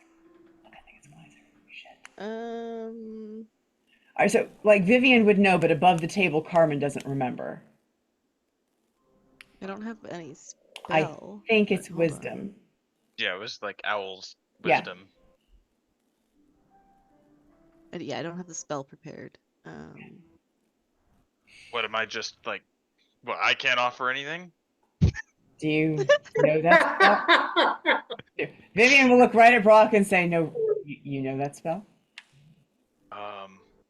Not that one. But here's what I can do. I'll like put my paw on your shoulder, and I'll cast bolstering magic. Shit. For 10 minutes, the creature can roll a d3 whenever making an attack roll or an ability check, and add the number to the roll. Not nothing. Not nothing. I'll take it. All right. And I will, when Brock is finished, place my hand on Vivian's shoulder and say, "May the change bringer see your attempt at bringing change with favor and bless you. And you will get 1d4 to any attack roll or saving throw." All right. G4 gonna one up me. Let's see how it is. And with that, Vivian begins what she hopes is her magnum cartography opus. Also, I think I told you before, Carmen, that it was +5. I forgot that went up. You have +6 to saving throws. Oh, sweet. All right. So, all right, you sit down. You're gonna try and map Avernus, because why not? And go ahead and roll me a Wisdom saving throw. Let's get that out of the way. To be clear, the only thing that's gonna help is Tamlin's saving throw. I know. Mine does not help. It's not an ability check. This has nothing to do with bolstering magics or. But that's not bad. That's not bad. Oh, wait. If it's a saving throw, I think Bless applies to that too. So should she get the 1d4 as well? Yeah, Bless is a. Won't Bless get is mine. We'll get the bolstering magic. All right. So that was a 12 plus a 4, which is 16, plus a 3 for 19. Wait, did you add the 6? I don't get that. Okay, it's fine. We've done it. we've made the DC. Good, but fair enough. So due to all of the powers that be, you have Brock and Tamlin standing around you, blessing you with magics and powers. You feel your mind slipping here and there, but luckily due to their blessings, you do not. Make me a cartographer's check. And this one you get mine for. That is true. You do get the bolster magic off this one. It's true. Ryan, message. All right. All right. So give me a second on that one, because I have to add everything up. It was a good roll. All right. So that's okay. Only applies to this. None of mine do. That is a 25. Okay. Thanks to the powers that be, you are able to spend some time, and you're able to make several improvements as best as you can.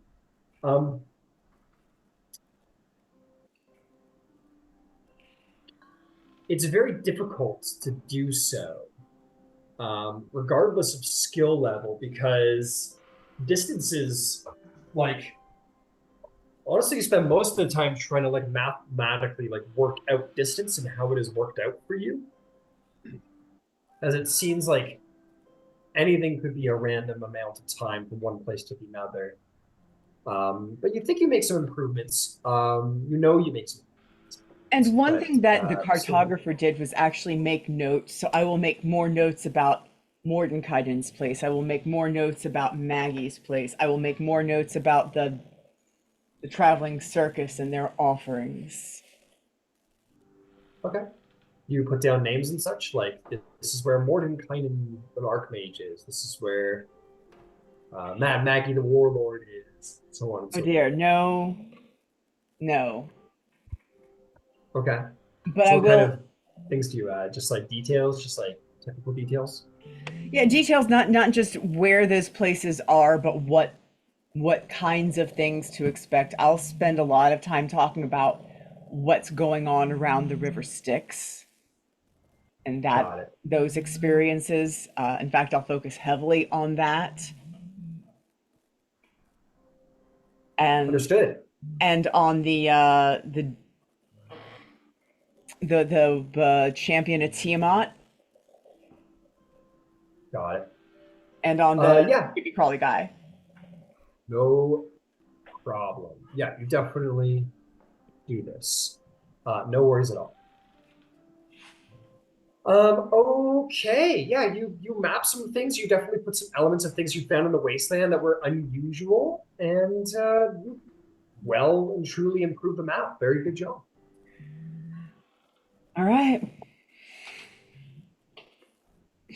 Okay, we need to come to something very interesting. At this time.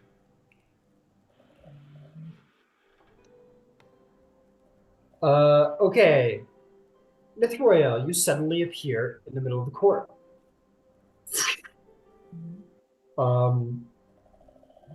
To your grand surprise, you suddenly appear in the middle of this strange hall with many pillars and glass windows. You see a strange creature. Oh, where are you? There you are. You see a strange creature sitting in a throne chair, a tiny one, in fact. It looks, well, pretty much like this.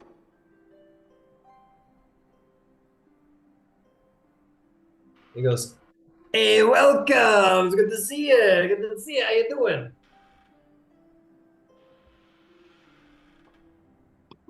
What kind of vile creature are you? I'm insulted. You don't remember me? I'm Igrik. I'm the most popular guy around the palace. What are you talking about? Hold person. King Idrik at that, of course, not to forget. Hold person. Middle sentence. Okay. Yep. Whole person, mid sentence, no problem, no problem. I'll just work on that for you. Hang on.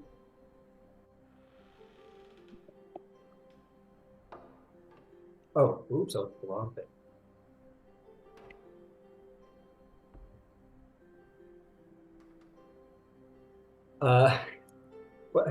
What's the DC? The DC, my good sir, is 19. Wisdom. Okay, it's slim chances. Oh, maybe. Probably not, but maybe.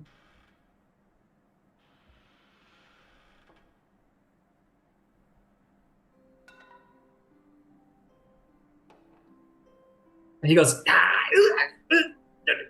fuck, shit. And you feel the spell grasp onto him. And I'm not invisible right now. Okay. No, if you're asking, no, you wouldn't be invisible. Okay, got it. And I will kind of approach. And I will say, as you grasp onto him, it feels potent. Like your magic against this creature specifically feels potent. Like he is a string being against you. Your powers against him are magnificent. Him specifically. He's like, holy fuck, it's a bit of it's a tight hold there. She'll kind of like approach a little closer until she's like probably close to his face, and she'll just kind of smirk and tilt her head.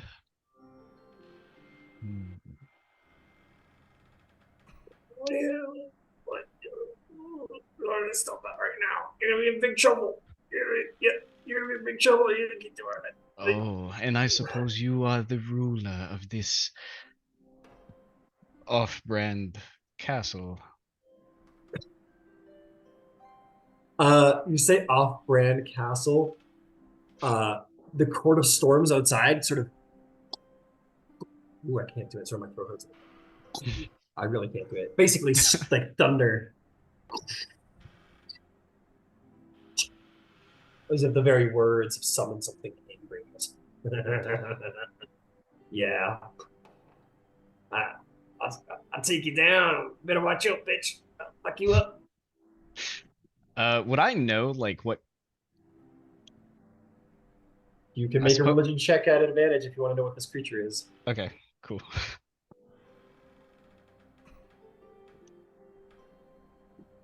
It was almost a nat 20. Dirty 19. Dirty 19. Yes, you know that this is. You have advantage because of the book. You sort of think about it, and the book flies open and flips through some pages. You see the exact image of this creature. It says Quasit beside it. Tiny fiend, demon, shape changer, typically chaotic evil. Armor. You don't get all of that. Resistances to cold, fire, lightning, bludgeoning, piercing, and slashing damage from non-magical attacks. Immune to poison condition. They have dark vision. They're also shape changers. They typically change into centipedes, bats, toads. They have resistance to most magics. They have a particularly nasty claw attack that can turn invisible and scare people pretty well. They're often summoned as familiars by powerful warlocks or others with associations with demonic entities. They infest the lower planes, and they are nothing but like wicked creatures that plot mischief, and are often used as spies, messengers, or breakfast by more powerful demons and fiends. And at the reading of the information that says that they are usually familiars to powerful warlocks and such, she'll say, "No, you are but a slave to something much stronger." And she'll kind of look around and See, we don't like to use that word around here. We're not big fans of that word. It's really oh god. At no point does he escape. You're like you have the full minute, and you feel his will just like a little ball shaking around inside of like a massive container that is your will, and he has very little power against you. Tell me how to escape. Against escape? There is no escape. At this point, you're going to see some things happen. A couple of things. Let's see. Just give me half a moment. You are going to see that the actual windows, you're going to see all of them sort of splinter up. You're going to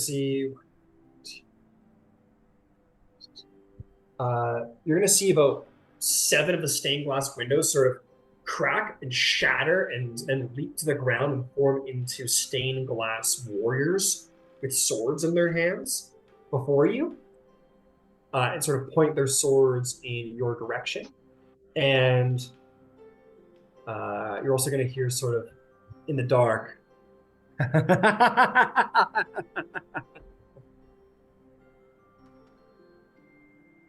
And she's going to immediately Here, you have stumbled onto the grounds of something more dark and dangerous than you can ever hope to defeat, Nithroel Bibalar. Your master, I presume. I do not know what is your name, nor why you have imprisoned me here, but you will not contain Nithroel Bibalar. And then she will she'll make a shit. She'll I don't know. Fuck. She'll make contain. Okay. Contain me. Contain you. None of these things are true, for why would I seek to contain someone? And you hear the voice sort of centrify itself behind you that says, contain someone who has been here of her own free will. You'll turn around and you will see a witch of great, well, you don't know how capable she is. She has a Long flowing gray robes, wild white hair with a single black streak, commanding eyes, black lipstick, a chicken tattoo under her right eye, a jagged crown. She sort of floats gently off the ground about 5 feet. She says, "Why would I try to contain my most mighty pupil?" What are you referring to? You are no fool, Miss Royal Babylon. You can connect the pieces very well. So you mean to say that I am here of my own accord? I have no idea who you are or where this place is. Because you have delved into magics far greater than your mind comprehends, and that is okay. You would not be the first to fall victim to such powers. And I have the power to help you. Oh, and I am supposed to trust this malevolent entity standing before me. Of course. For I am the author of the book that you cherish so much and hold my familiar against his will with such potency.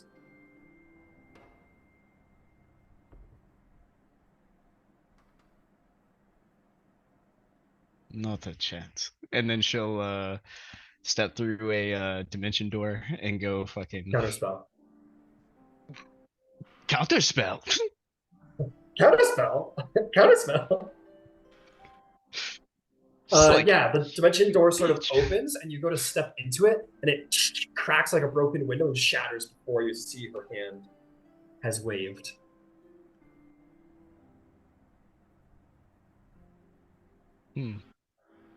I offer you a choice. As you clearly have the power to do whatever it is you will hear my offer before you step away. I offer you this, Mithroya Barbara, student of mine, confidant of mine. I offer you this. You may leave this place with no knowledge of who your friends are, where you are, and what happens next in your life.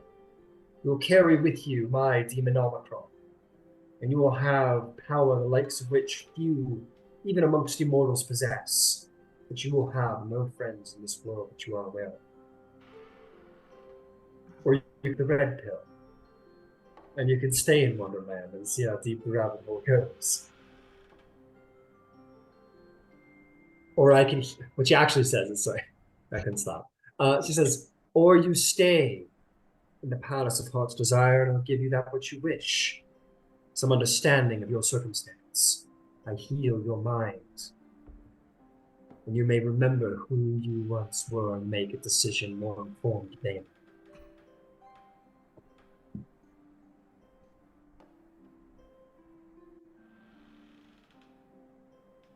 At this point, Igrik's long gotten out of the hold because it's a minute-long spell. He's like, ah, Yeah. ah. Yeah, turns into a baton. Flies away. Suppose I do intend to stay. Do you have any proof as to say that I am your pupil?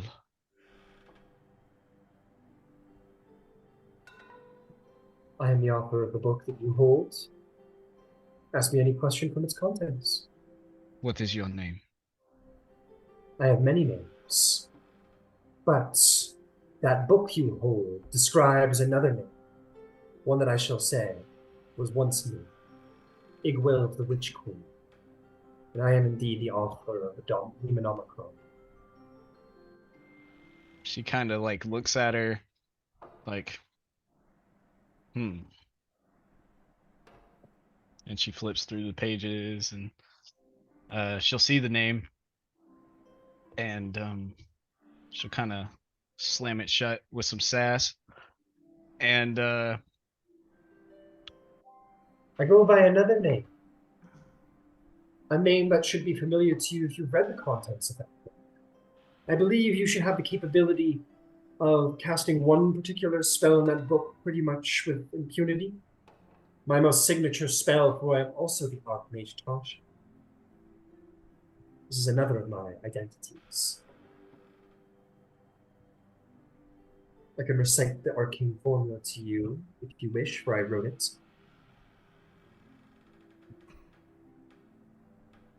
Please. And she will. She'll recite Yeah. like pretty much off the cusp. She'll just go into like complex, not even that complex. It's a very low level spell, but she'll give you like the arcane formula off the top of her head, and then she'll begin to expand in like the abbreviation and expansion of it for higher levels of casting, with just like off the top of her head, like she knows the recipe to a complex like recipe, just like off the cusp. It's impressive. You sear it at 350. Pretty much.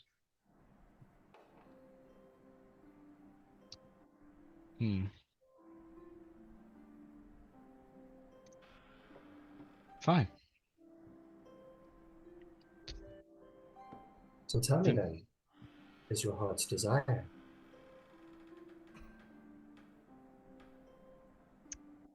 I will stay. As it seems you have shown me some proof. Do you And wish for perhaps- your memories back? Yes, if you would be so kind. Then I wish the mind of Mithril Babalar to be returned to its repair before her attunement to my demonology. And there will be vibrations in the weave of the magic, and almost like the drapes are brought before your eyes and then lifted like a veil of fog out of your mind. You will remember that you are Mithril Babalar, and all of the adventures and all of the friends you have made throughout this campaign and beyond. Other than the memories that were lost. Actually, the memories of, because I believe those were lost. The memories of your childhood were taken by the Raven. The worst point in the childhood, yes. Yeah. So everything other than that is in this one.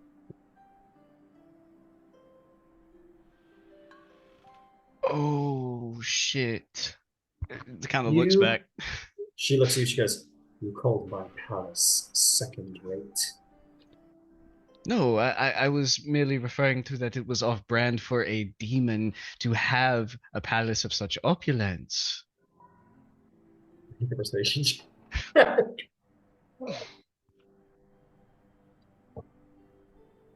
Shit, dude. That's a nat 1 for a total of 6. Excellent. I wish you were a toad for the rest of the day, Mithril Babalar. And Counterspell!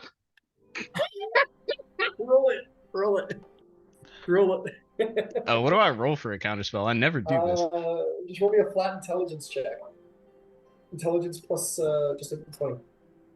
Okay. That's funny. Fuck! 9. I think that saves. Oh, yeah. You have to roll the level of the spell. I'm pretty sure. I'm just gonna double check. I'm gonna brain fart. Right. Is it 10 plus the level of the spell? I Like a- think Oh, it's so. 10 plus the spell. Oh, that's right. So yeah, that's right. I was like, that feels low, but also that's right. So maybe you can roll a 19. So you try and counterspell it, and Isabella gives you a look back that you gave her previously, which is like, bitch, did you try and counterspell me? But it's too late. You turn into a toad, but I will say that you're consciously still Mithril. Your intelligence, your charisma, your wisdom, all of these things are still Mithril Babalar, but you are in the body of a toad. And all of your possessions have morphed into your body. Okay. She'll like kind of stand up on her feet as a toad and just fucking kick her. Bring pebble. her, Igrik. Bring her. And Igrik will fly down and turn back into a closet over top you and be like, yeah, bitch, how do you like it? I'll How do you like being picked I'll on? turn to How do him you- as a toad, be like, And he'll like grab you in his clawed hand. Be like, I'll kick him in the face. ah, fuck, it's so slippery. And Igric and Igwil and Mithril will return to the rest of the party momentarily. Well, let's take a break. Let's take like a 10-ish minute break and we'll return to the drama soon. Brandon, you just have a way with this archery, don't you? I do You just have a way with the ladies. all the time.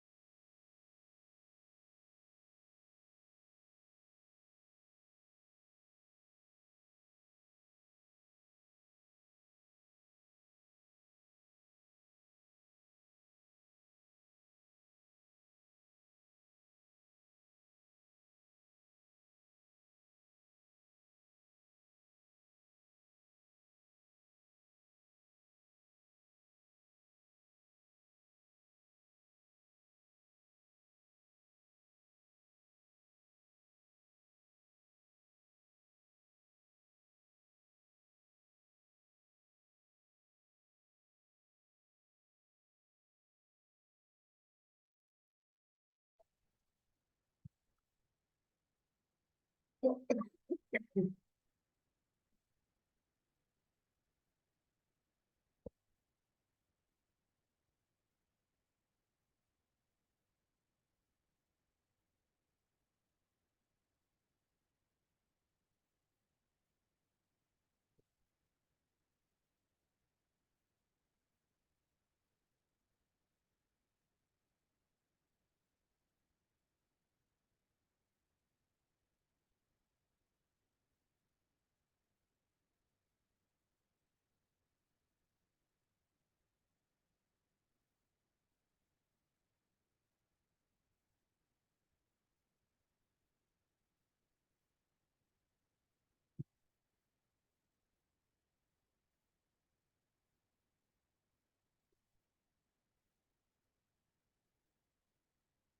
my goodness, he's smoking.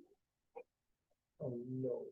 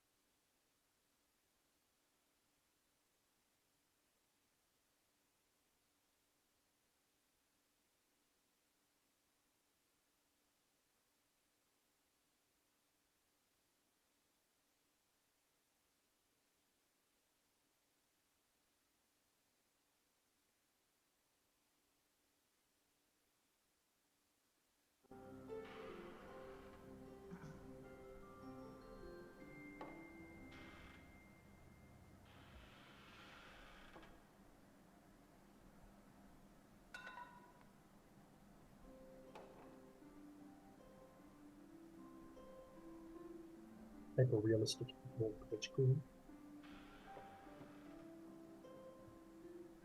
Not gonna form videos.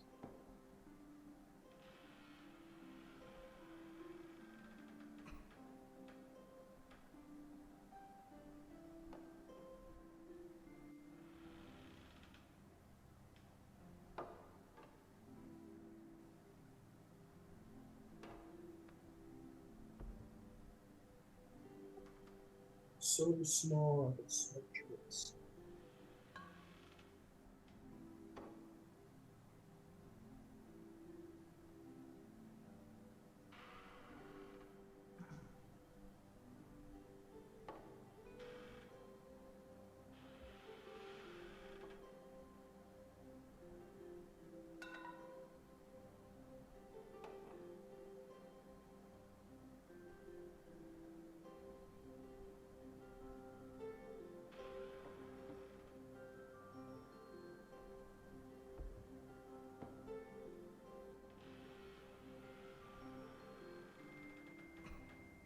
All right.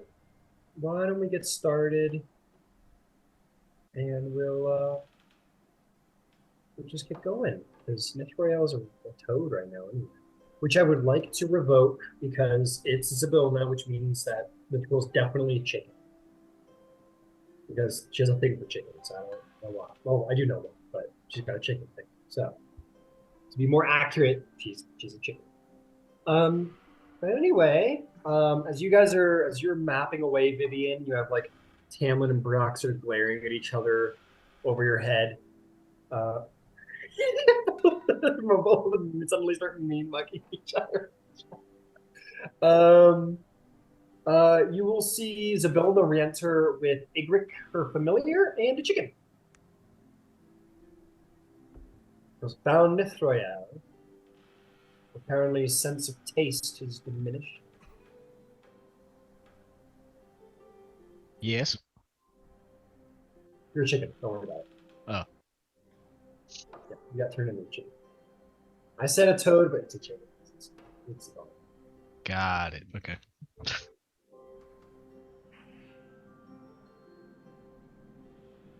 So how long are you mapping for, Vivian? I think you said you wanted to go to Aboria today, but we're mapping. I wanted to get the map done because that's tribute. If I need it. Okay.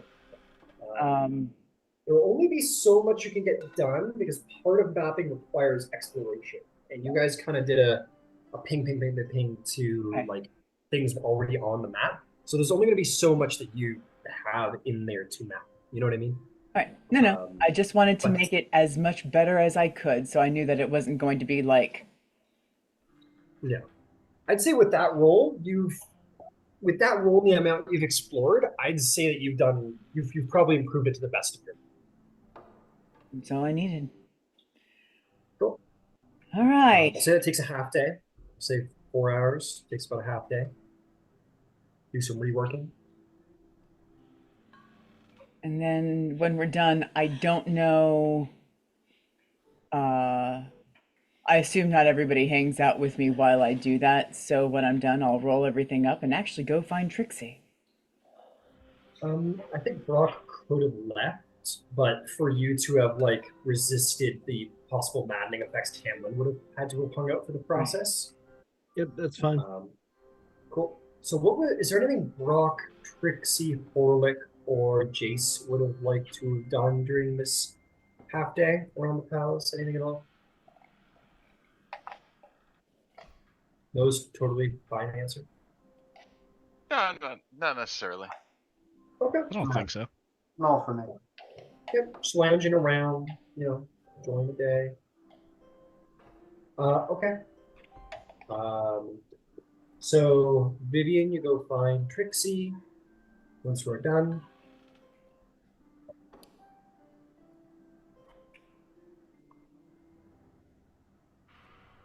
Or actually, So- before that, I will say, sorry, before that, because,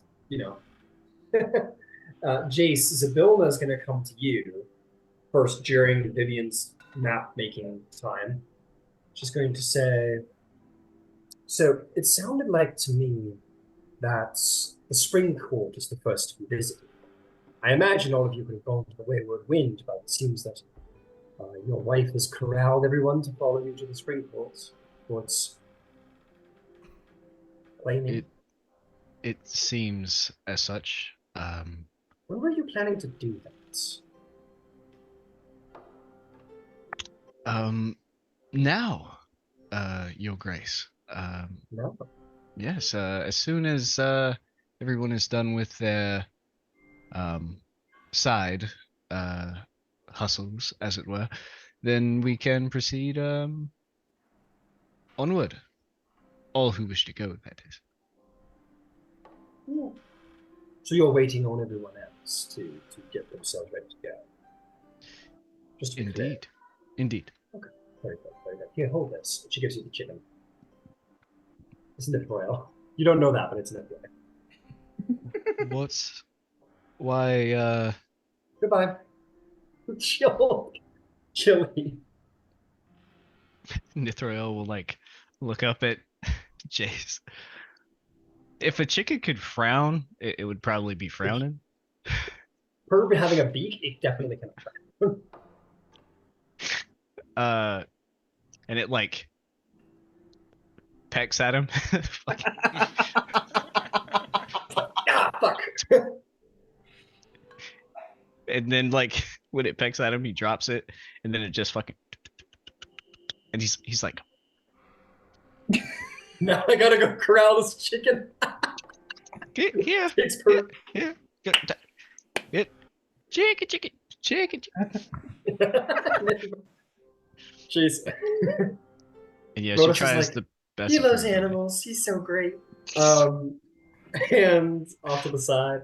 Yeah. Zabilna is, while Vivian's map making, she's gonna peek in the library, see Tamlin just like hanging out with Vivian while she works, stick her head out.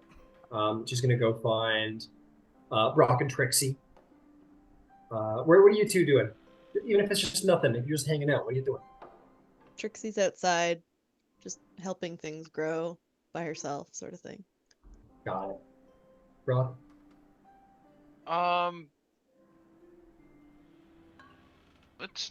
I'll probably be outside with Trixie. Okay. So you two are just hanging out. So Zavona will approach the two of you. She'll say, Trixie, Brock, Yes. so I had thoughts about, well, many things, but I know there was this supposed event where you're all going to go see Jace playing the spring chords, and that's coming to be. But I noticed that Jace is waiting on everyone, and Vivian is quite busy with her maps, and Tamlin seems to be a part of that process. So I was wondering if perhaps maybe you two might be best spent going off and claiming your own courts, while everyone else is doing their own thing. Maybe I'm being too hasty. Am I being too hasty? Well, I mean, I think they still have to go to Borea. I think they still were doing that too. So Right. Do you two have to go to the boy? do we have to go there? I don't think we have to. I think we were just. It was a nice place to go. I can't Right. remember. Did Vivian need us? Trixie would remember. If you think we are better utilized splitting up and taking all the courts all at once, then that's what I'll do.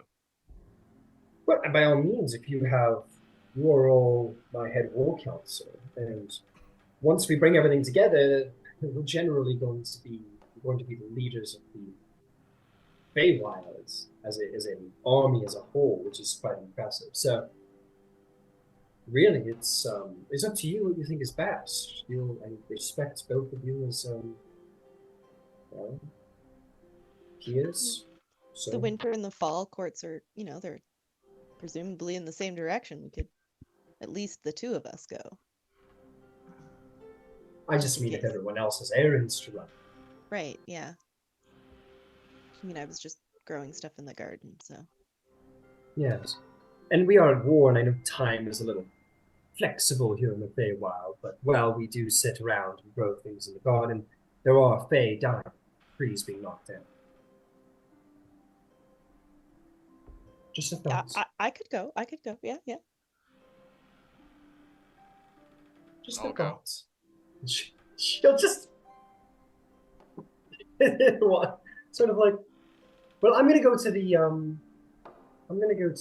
gloaming court and see if I can't convince them of anything. So, good luck. Okay. And she'll sort of walk to the teleportation circle and vanish from Prismia. Okay, yeah, well, when they go to Arborea, we'll claim our thrones. We're gonna be great at it.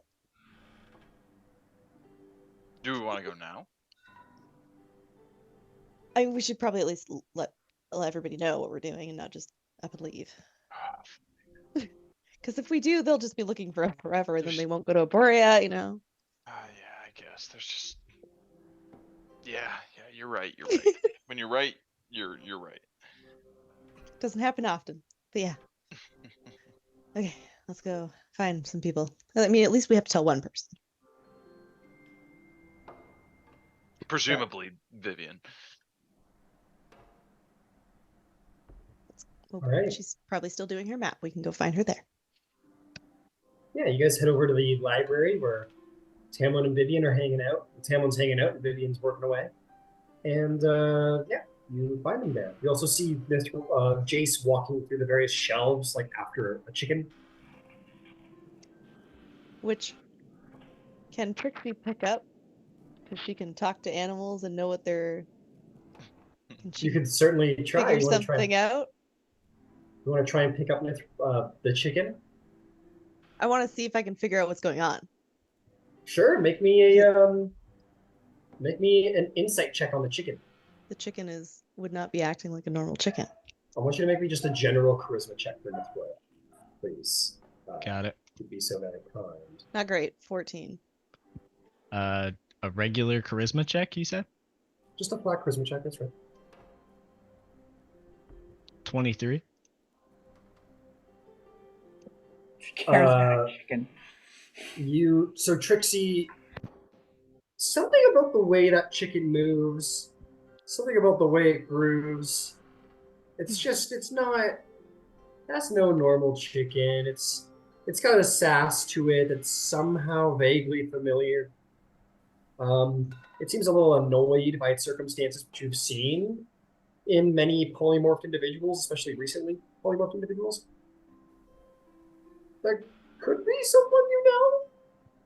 It could be, couldn't be. You don't know. But point is like you're pretty sure that's somebody polymorphed, and there's a vague familiarity about their body language. What's the chicken? Who's the chicken? What do you mean? It's a chicken. That is not a chicken. Hey, Look at that. That is not a chicken. Look at it. You wanna see something funny? You've never seen a chicken be. I've seen plenty of chickens. That is not a chicken. Chickens walk like that sometimes. Here, yeah, here, I'll show you a chicken. I'm gonna cast conjure animals. Oh my god. And these Yeah, like white feathered, black tipped, like Arctic fluffy, like snow owl white chickens just all around the library. Nithorel all sees over. this as her chance, and she uses a dashing fly to fly into the flock and to mix within. But like Nithroel is like a brown barred Yeah. chicken, and the rest of them are just like snowy white chickens. Those are chickens. They walk like chickens. They look like chickens. They act like chickens. Sound like chickens. That At one this is not point- a chicken. At this point, Nithroel is gonna put an arm around one of the chickens and kind of like stand behind it and try to like walk out of the room behind that chicken.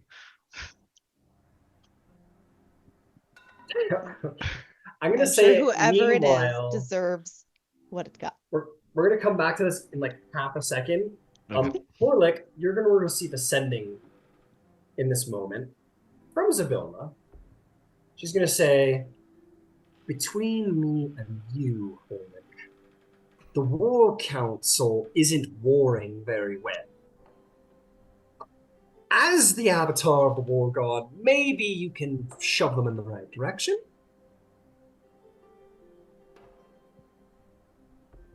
I agree, sadly. I shall do my best to hurry things along. Things seem to be dragging too much.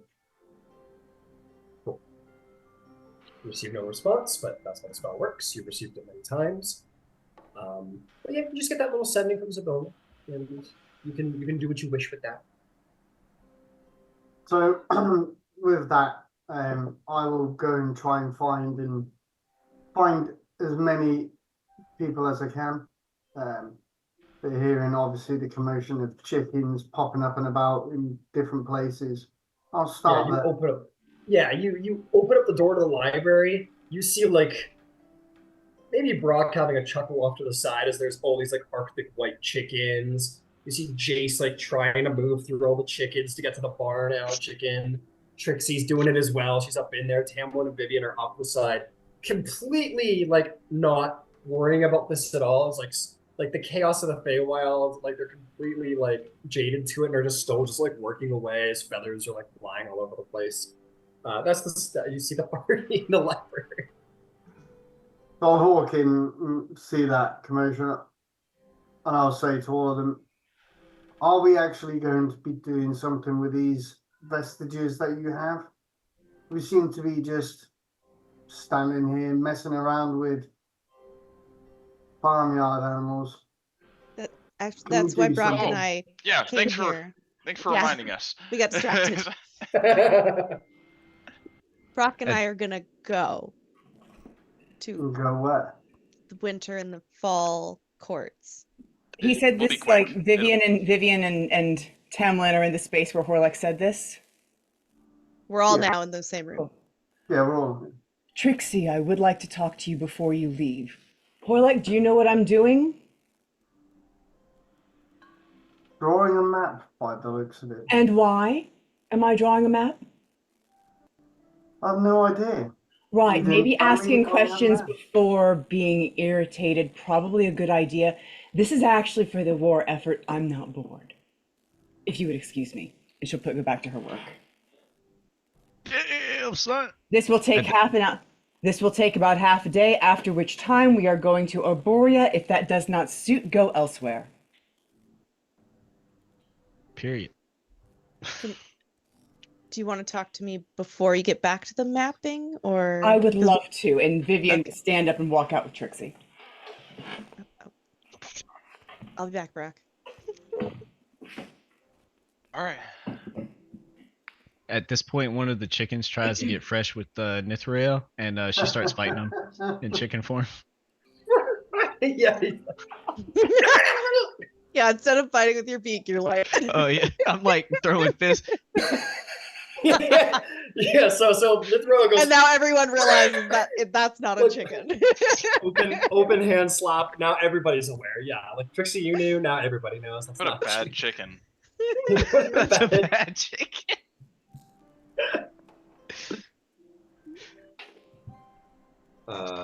Yes, Vivian? What would you like to discuss? Once they're out of everyone's sight, she's going to hand you a wand. We'll be at war soon. We can't be wasting spells polymorphing Jace, so it's a wand of polymorph. Okay. I don't usually use wands, but I'll put it in my bag. You know, it's just a little something, maybe save some spell energy.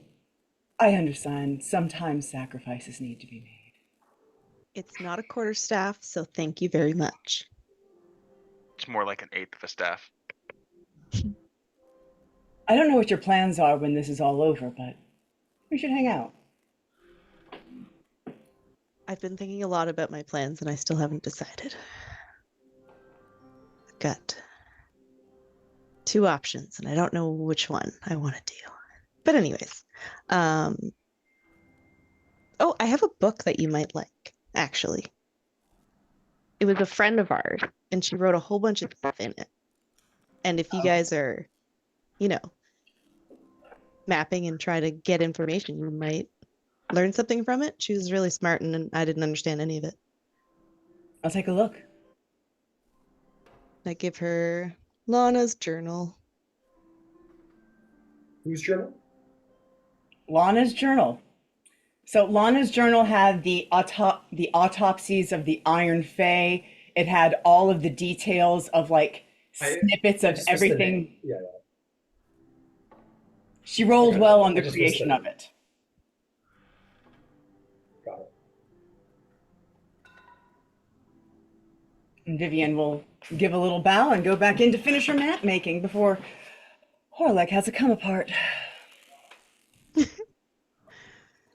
Just as you're walking back in, Vivian, I do not mean to upset anybody.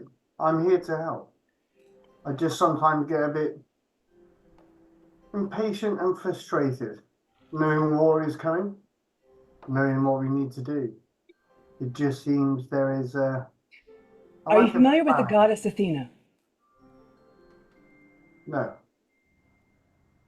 I'm going to finish my map. The map is for her. If you're curious as to why that's important, and she'll look around the library, there's got to be something on her in here. I will finish by half day, and Vivian will.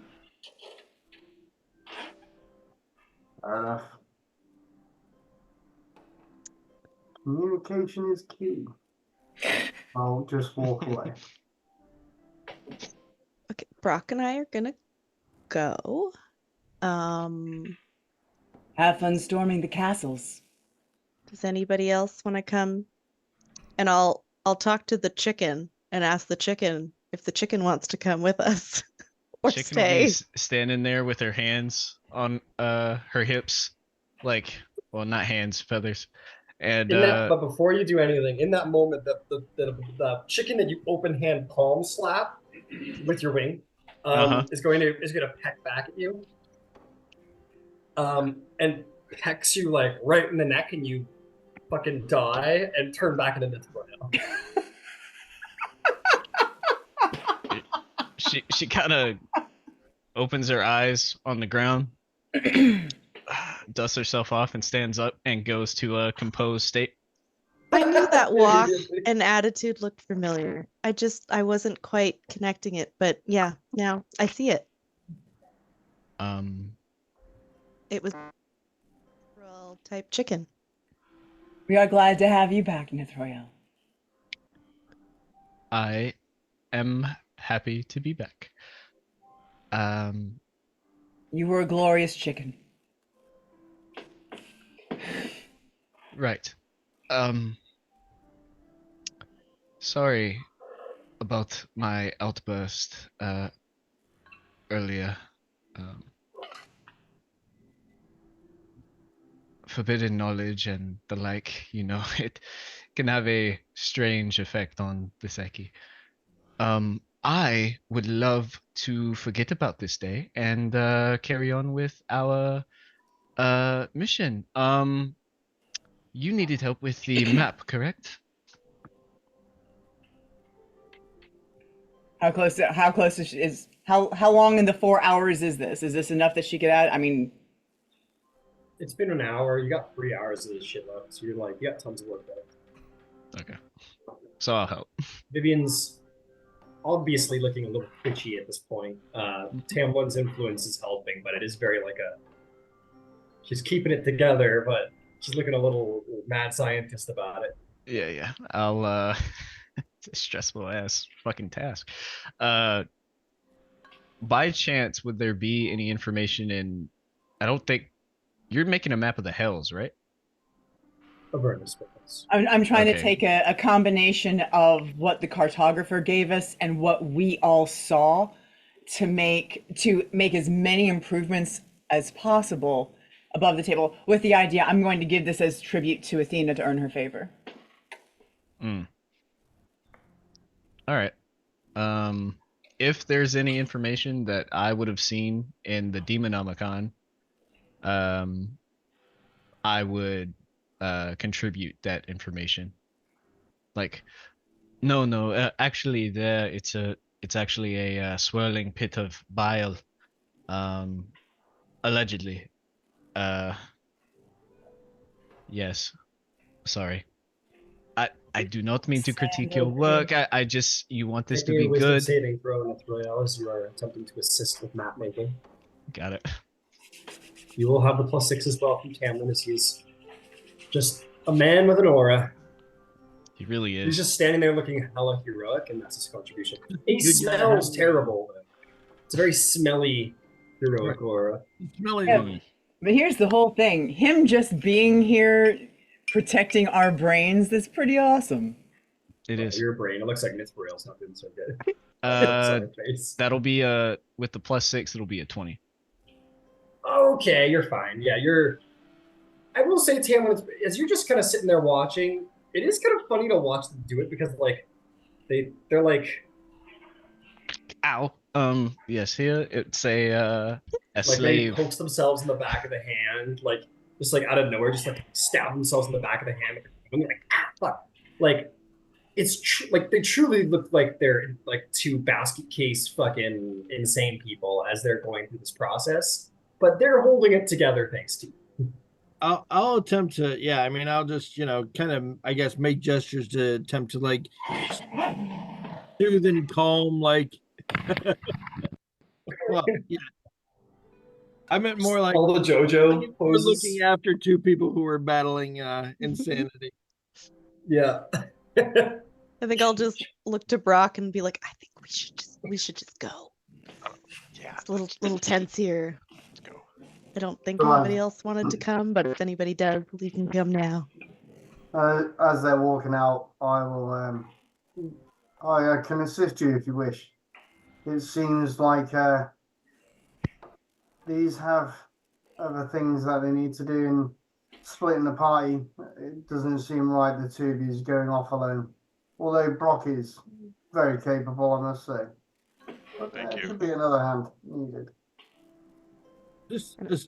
As far as I remember, there was somewhat of a power vacuum in the winter court when last we left it, and I don't remember there being a substantial presence in the autumn court.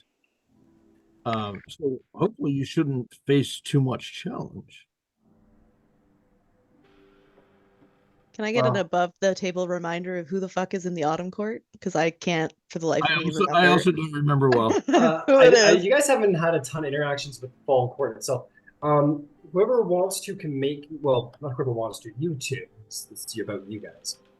Make me history. Yep. Make me history checks. 19. No, sorry. Natural one for a 7. 21. You're not sure, Tamlin, because you come from like the Sele court, and they don't really fuck with them. What was yours, Trixie? 21. 21. You know. There's a couple of them, but the fall court, interestingly enough, is home to a couple of interesting Arkfey denizens, but the most potent and important ones are actually Eladrin, like lords of cities. Jesus. Ow! Just attack it. Sorry. So first and foremost, the leader of the Fall Court is the Skeleton King. He's the man. He's horrible. He's really bad. He's really mean. As the name implies, he, you know, all manner of nightmares and horrors. He likes to he just likes to terrorize people. He's the scary guy. He's the scary part of fall. He's the Halloween fella. He commands all manner of spooky, undead meanies. The other more sort of, shall we say, diplomatic, the more lordly of the Arkfey there are as follows. There is Voya, Duchess of Seasons, and she is Queen of Mithrendian. Mithrendian is spelled Mithremdain.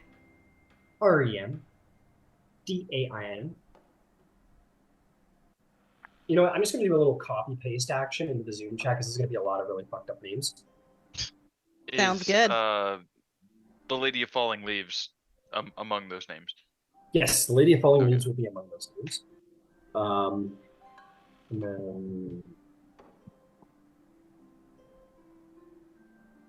then I'll put Skeleton King. They're on the Zoom chat. Then. So there will also be Kalenon Thray, the Ranger Lord of Shinalestra, the Fading City. And lastly, there is Sharendia, Lady of Astrazalin, the City of Starlight, which happens to be the city where I think Brock and Trixie first came to the campaign for. I think that was just me. Oh, was it just you? Just you at the time? Mhm. So Brock, you've been to Astrazalin before. You first came to the Feywild through it. Wow. I haven't heard that name in years. Or is it days? Who knows? Hours? But those are the major, well-known of the Fall Court. All right. So, where do we want to go first? Winter or fall? Let's do fall first. Okay. I've heard a lot about this Skeleton King. Let's see what he's all about. Didn't we go to some scary castle? Whose castle was that? That was the Palace of the Queen of Arendarkness, the Glowing Court. Wasn't there another one though? Uh, That had all the traps and weird stuff in it?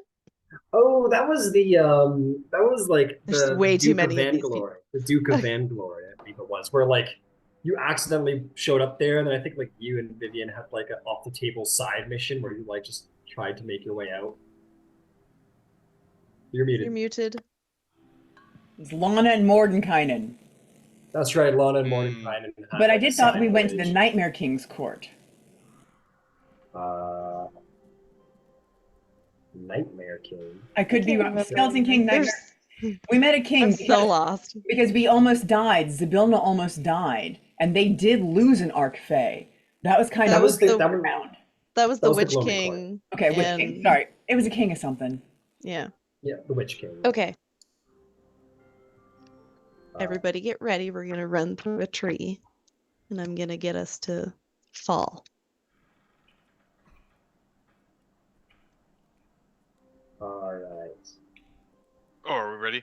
Okay. I think so. I'll run through the tree, hopefully going through it. Actually, no. I'll have one of my chickens test it for me. You've done this spell many times. It's not new. Just Well, I in gotta put him to case. work. Okay. And it and it flutters in through the tree successfully. Okay. They're unruly without guidance. Alright, I'll go through the tree. Followed by an Colin. additional 7 chickens. Oh my god. Okay. Fantastic. So happy to hear about it. All right, you guys make your way through and you're going to see the Skeleton King. Or sorry, yeah, you're gonna go see the stuff. Oh yeah, we're in his living room. Oh, you guys are I just would like, ask- yeah.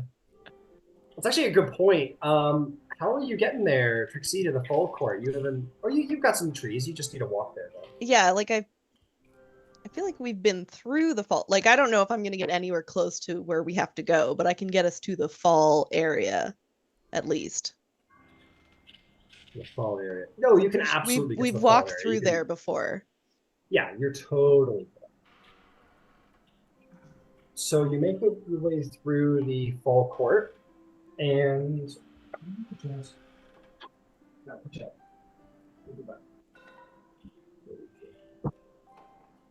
okay. Yeah, you make your way through there. Let me just look up. Okay, this is fun. This is really fun. It's so much fun that I need to move. I can hardly handle it.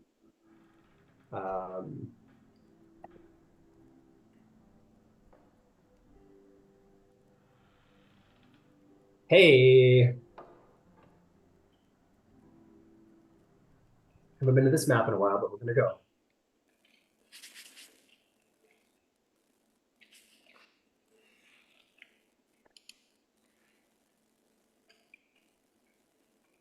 Alrighty then. Oh wait, we're not supposed to be here. Oh God, don't look. This- Avert your eyes. Avert thine eyes. Okay, here we go. This is perfect. This is perfect. So you return back to the hunting grounds, we'll say, of where you first met with the Wild Hunt and dealt with them. And Trixie, as you step out, you feel like you notice that the cloak sort of drapes down a little lower to you, as if it's sort of like almost like a wedding veil, and like it goes long past your feet and backwards, and it just sort of all of the leaves you walk past almost seem to accumulate into your mantle, and you feel like you are the forest. You imagine this is what the Elder Tree feels at all times, that he is the part of the Feywild. He's the first conscious creature. You feel in this moment, through the mantle, there's no like exceptional swirling other than the accumulation and like growth of the mantle. But you feel in this moment that every tree you could hear, every beast you could talk to, every Arc Fae you can gain audience with, you feel that there's nothing beyond your fingertips in this place. So I'm gonna try to send out and try to sense 3 individuals while we're here. The Lady of the Falling Leaves and try to figure out where she is. The Okay. leader of the Wild Hunt, if he's here. Yeah. And the Skeleton King, just to figure out where he is. All right. Make me an insight check at advantage.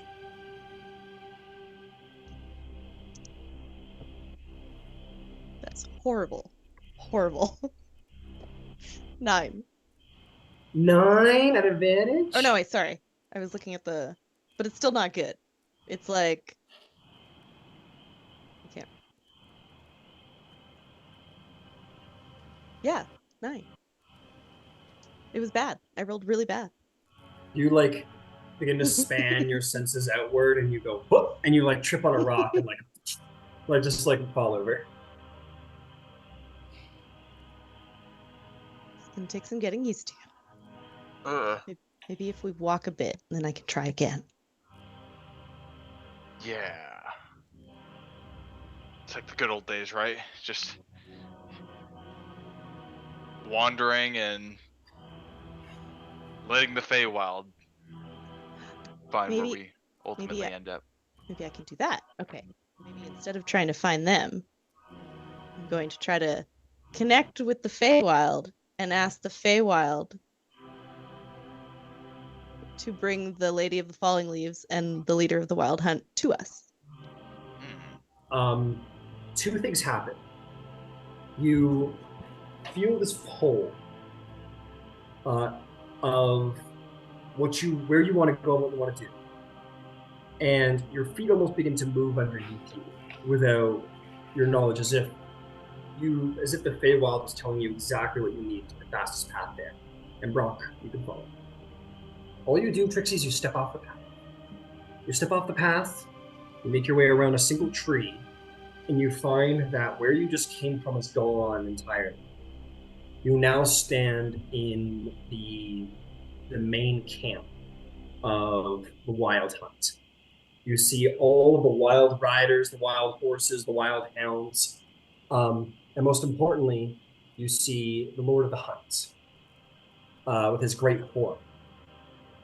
He's standing there, and you see all of the various huntsmen sort of turn and look at you all with like a look of like, who the fuck are all of you? And then the Lord of the Hunt turns around and sees you.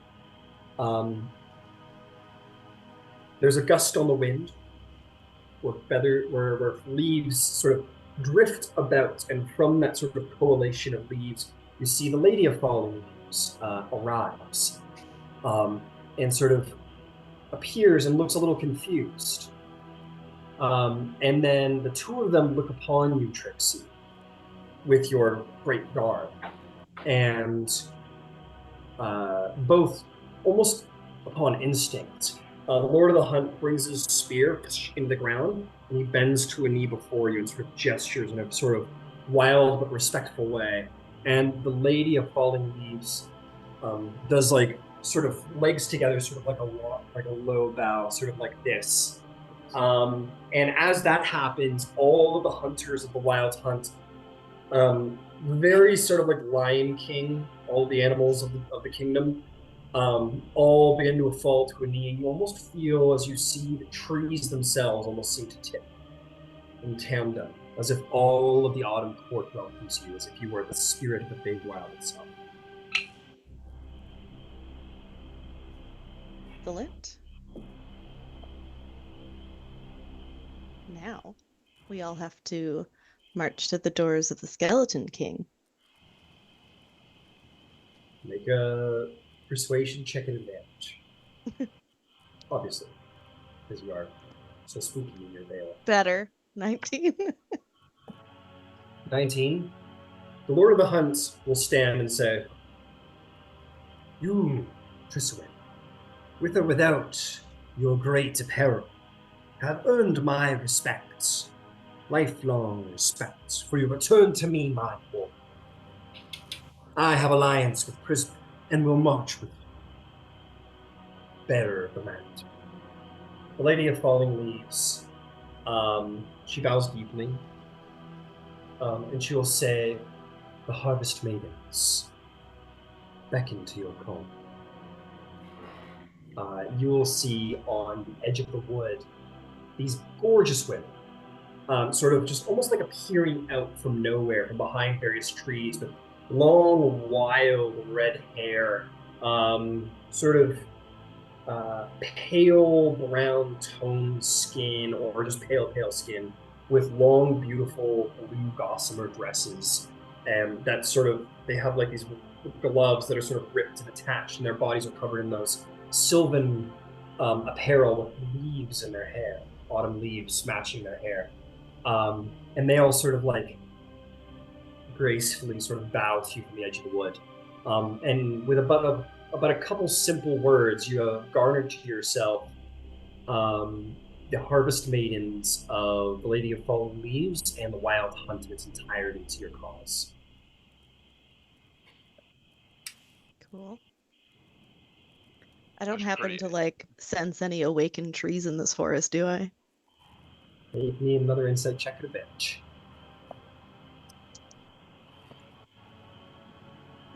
Why is it rolling so badly? 16. Use another dice. 16. Any awakened trees in this forest? Oh shit! Put that in one place. Of course. This is the Feywild. This is a place of many things. You get the sense that these are a little bit more, shall we say, direful. Not the usual sort of like friendly kind of old sagely trees that you know, but these ones are a little more like, you know, where you think the trees are moving in the deep of night. These are the trees you find. Then I'll send out kind of a call to march to war as opposed to asking for help. Yes, go to war.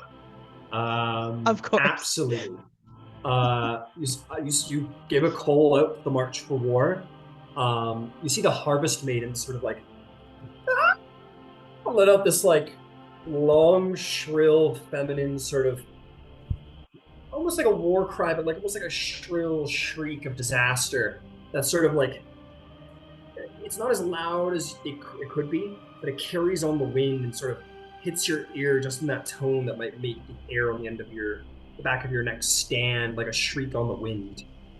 They all sort of do this at the edge of the wild, and the Lady of Falling Leaves once more bows her head and says, "Let me march with you, bearer of fallen leaves." The Lord of the Hunt just sort of raises his spear to his hunters and says, "The time has finally come!" And all the hunters sort of this huge call of like hunter mad wild excitement overcomes all of these warriors. And you send this call out to all of autumn, and you might even hear the groan of trees move, the anger of beasts. You have summoned the Fae, like anything that isn't terribly bound to an Archfey has been called forth easily enough. You expect with this call going out, you might expect people coming to your side, to your alliance soon enough. You could go and try and exact those promises personally, or you could wait expectantly for messengers if you wish. But you have sent sort of like a presence and understanding across autumn that it is going to war. Why don't we leave it at that for now, Brock, and we'll go to winter. And then we can come back and see if there's any more, if any trouble has arisen.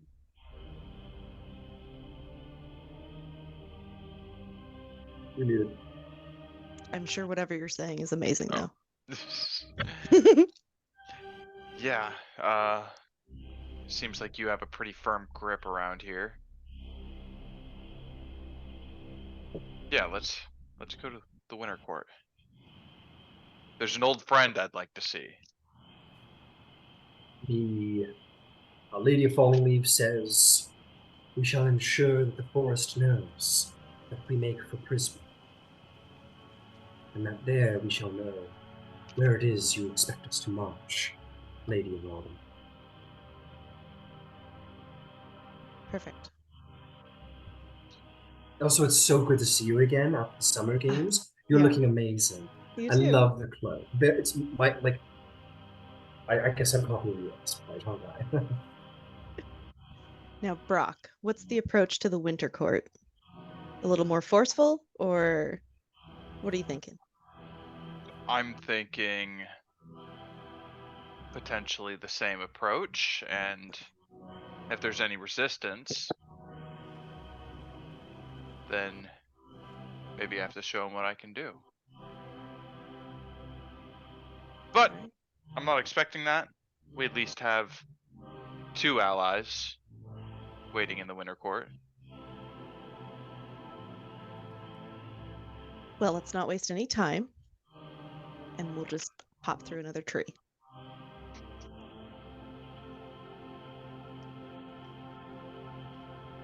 And Horlek's with us, right? Yeah, he totally is. He came along. Okay, it's just And then Trixie's just like, oh, Harlek, I forgot to tell you. Your girdle thing, you have to like grow as a person. And then it'll be better. Ah, thank you, Trixie. I was trying to do a bit of research as in how to make it undormant or active. So yes, thank you. I have the same problem and I don't know what the hell it means, but so we're in the same boat. You know, we have to just be better people, I guess, but I don't know what the fuck that means. or just Anyways. hit the gym.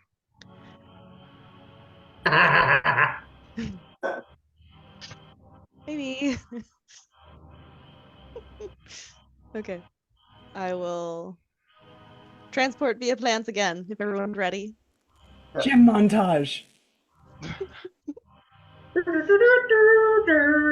All right, you guys will head off to the Winter Court. I'll just take you to like the Winter State. We'll go from there. Yeah, I feel like we'll pop back at some point to get the Skeleton King, but we'll give him a bit of stewing time. We have some stewing time. He's like, oh no, oh no, oh no, no, no, no. You think he's gonna have a bone to pick with you? Oh, And you don't. I assume he has like an army or something, like he's powerful. If not, then I'm just gonna, yeah, okay. Then yes, we're Maybe definitely you gonna go wanna back maybe and get him. Want maybe a little quick little history check? See what kind of forces he had his command. Okay, different dice this time. Let's see if it's better. 16? 16. The reason why he is the most prominent in Arcphase is because he has the most followers and certainly the most dangerous. There are lords of cities here, and they do have like a host of Eladrin, but the Skeleton King commands skeleton warriors, like huge droves of just skeleton warriors. He himself commands great magics and terrors from his bone castle. Jesus, enough about this guy. Some servants. He's also the commander of the Headless Horsemen, who rain terror wherever they go. He has many servants. The Harvest Maidens sort of serve him through the Lady of Falling Leaves, but you kind of usurped them from the forces because you've summoned Lady of Falling Leaves. There are also the Autumn Fairies, which are just generally serve all the Archfey, but mostly pay homage to the Skeleton King above all. There is, and his most terrifying are the Doom Riders, which are these like cloaked riders who ride upon undead elk and bring death and terror wherever they go. Yes, I'm hoping like there's just a trickle of people leaving him. We'll go deal with the Winter Court, hopefully get all of them, and then I'll go back and convince him. That's my plan. All right. You step through with your many chickens, of course, through the tree into the Winterscape lands, Brock. Trixie, your cloak is sort of returned back to its original state, not quite as flared and terrifying, but beautiful. But Brock, your armor has definitely grown across you, where like the spines have sort of curled out larger and hooked. They have like almost encased you, almost like a coffin of protection. Largely over top of you, much more embellishments. And your armor just looks far more like presenting of like terror and like might, and it's like a true war leader's half plate, and it is terrible to behold in a way that's probably very good for you. I must say, Brock, this armor suits you. It is very fine. I can see why when each of you step into your respective seasons, the suit dominates, or the mantle. I'm very impressed. It looks good on you. Thank you. I feel amazing. You do, Brock. In this moment, you feel, and it was the same for you, Trixie, but in this moment, you feel like the vainglory that Arcfey must feel to have their own commanding presence. You feel that you are winter. You are snow and ice and the cold death that comes through the hungry. You are all of these you are the most dominating and frankly savage of the seasons. You are the winter. You are the Feywild here. And as much as that sort of comes to you in a personality sense, it comes to you in a power sense. To move your arm is to become the winds of the cold. All right. I'm kind of picturing it as like the longer we're here, there's like a vortex starting to swirl in the air, like we're in the eye of a hurricane. Absolutely. Absolutely. It was the same for you, Trixie, with sort of like the falling leaves kind of sort of almost dangling around you, but you brought like the longer you're here, it's almost like the more snow and ice you accumulate, the greater your armor becomes. And you can all feel the presence of winter sort of swirling around Brock, even subtly, but maybe becoming more and more prominent the longer you stand. All right. Let me see if I can't summon some people here like you did. And I'm gonna try and seek out Orchid and Riverwind. Interesting. They were representatives for the Winterlands at the Summer Games, so I assume they'll be here. You reach out for their presence, but unfortunately, you do not find them. As you might recall, they were brought into the gloaming court. Orchid sort of turned on the Sele and become a gloaming court member. Riverwind sort of rebelled as well, but they were both they came together, fell in love, and were absorbed by the Queen of Air and Darkness into the gloaming court. So they do not pay homage to Winter. But you do find them. You know where they are, but in this moment you find out something interesting about the armor and such, is the gloaming court, though is the central Unsele power and commands the Winter and Autumn courts, or did it before you two got here. You feel they're beyond your like immediate hold of them.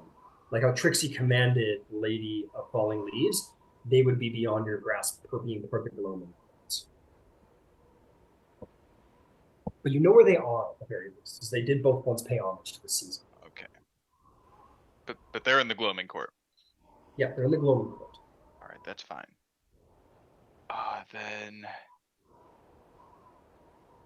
in that case, who else is there to find out here? Make me an insight check to span your senses out for some of the more prominent Arcfey here and there. Right. You find the all-powerful 3 kobolds in a trench coat. 14. 14.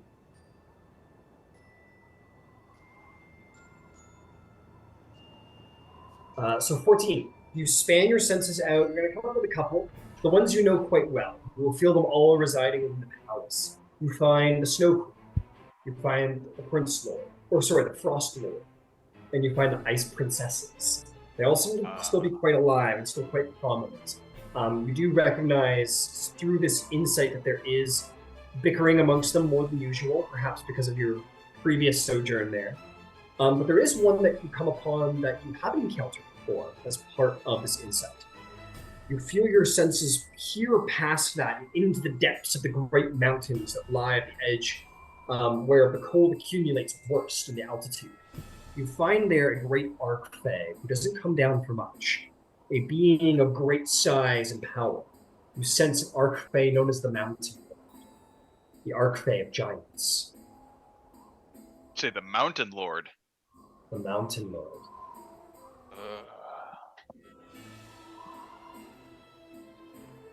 That could be interesting. I think I'll wait on the Mountain Lord, and we'll make our way to the ice castle. To the ice castle. You, similar as Trix, you're like, come on. There's as much foliage here, so you kind of step forward a little while.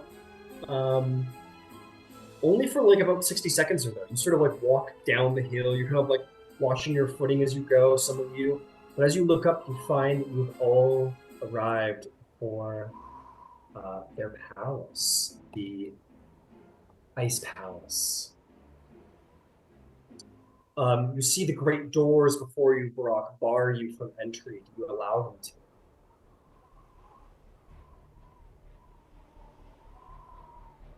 The doors are barring me. Like they're just closed. I'm just being dramatic. But Oh, they're closed and frosted over. There's no guards there waiting on you, but these magnificent icy doors block your way forward. You know that these many Archfey lay within its doors when you do it. I will use my powers of the winter to force these doors open. You bring your hand forward and like Magneto before metal, and it cracks. The ice encasing around the side shattered, fall to the ground, and the doors break off of their hinges and fall forward as you just obliterate the doorway that stands between you and what you wish to find.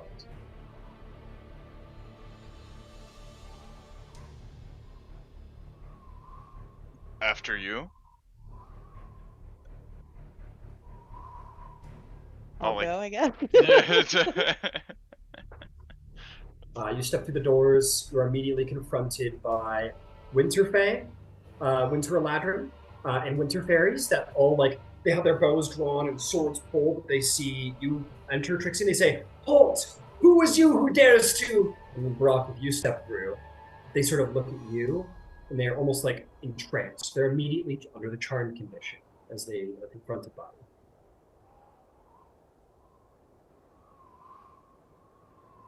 Bring me to the Snow Queen. They all sort of they all bow low, and then they turn up. The fairies begin to swirl up the tower, and the Eladrin begin to march up the stairs like your own army is assembled.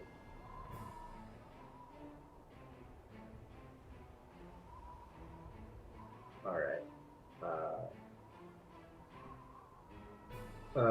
Sorry. I can't see. I can't see. I can't find. We'll do a little theater of the mind for this one, just because like I'm gonna go find minis and stuff. You are brought into the throne room, where you see the ice princesses sitting to either side of the Snow Queen. All of them long and deeply anorexic, as they wear icy glass dresses and crowns of stalagmite icicles. You see the Frost Lord is not present. One of the Eladrin will sort of whisper in your ear and say, they'll say, "Lord of Winter, we will bring him to you." And like half a dozen of them just sort of like depart up the stairs. But you still have another 5 behind you and a number of ice fairies. And the Snow Queen stands and says, "What is the meaning of this? Who enters into my hall uninvited?"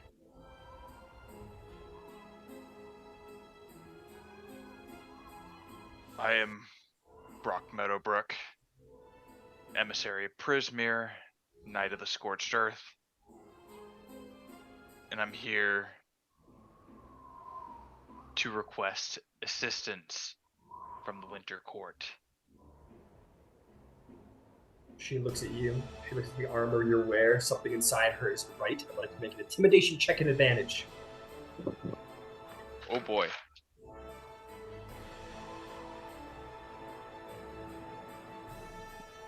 Or I'll huff, and I'll puff, and I'll blow your castle down. Nat 20, 27. Nat 20, 27. She looks at you, at your armor, and you sort of stare her down, and all those spines on your armor sort of curl in tighter, much like in the Prince of Frost's abode, where like all those sort of like spines were sort of bearing down on all of you in his emotions, but your armor like spikes sort of like curl over as if like gripping onto her from afar. She looks at you and sort of looks at you. She sees her own Aladdin turn against her. You can see her chest sort of rising and falling as, for some reason, a fear has gripped her very heart. As she is now under the frightened condition, she will bow low.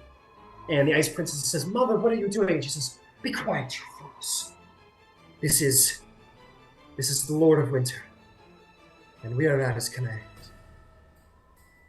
And then they will follow their mother as they realize why she is bending the way she is upon your mercy. They say, "Speak now, great Lord of Winter. You bear the harmony.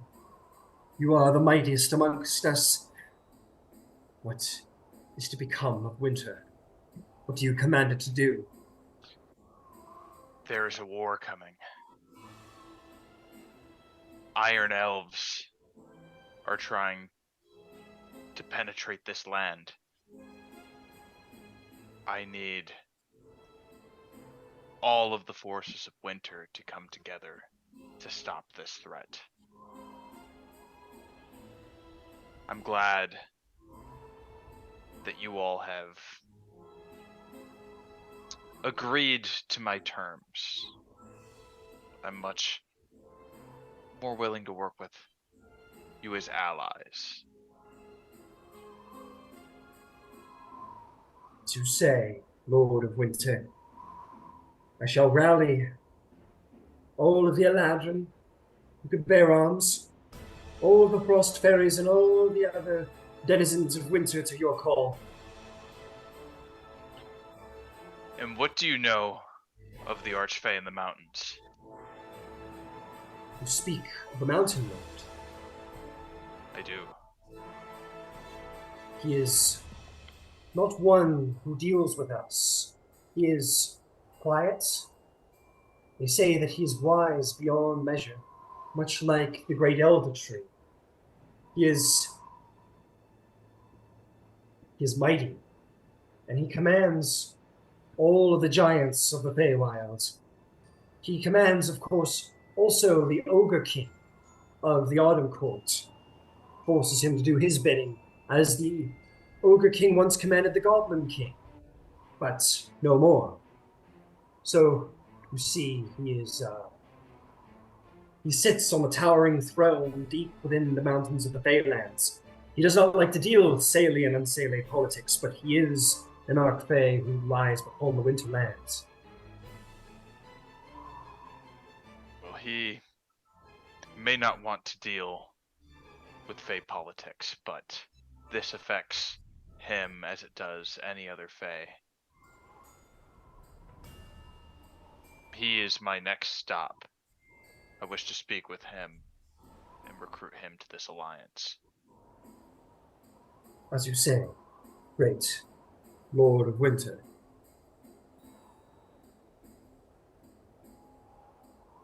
And hopefully, if all goes well, we'll have a unified Winter. It will be, I am sure, a most enlightening experience to be upon your mercy, good Lord of Winter.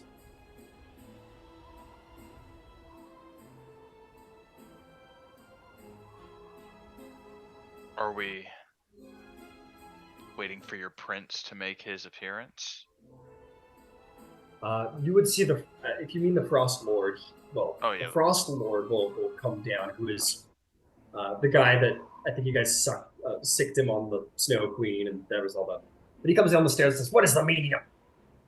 And he sees like all the Eladrin are bowing to you. He sees that his mother is sort of like frightened and on her hilt to you, her sisters, and he goes, so like looks around the display, he sees you, feels your presence. and he'll sort of bend the knee to you. Good. Just wanted to make sure that you were kept in the loop. As you say, good Lord of Winter.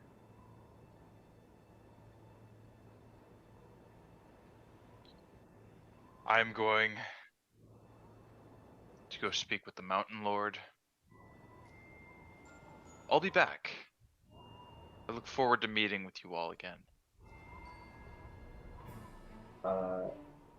He says, the Snow Queen will say, Frost Lord,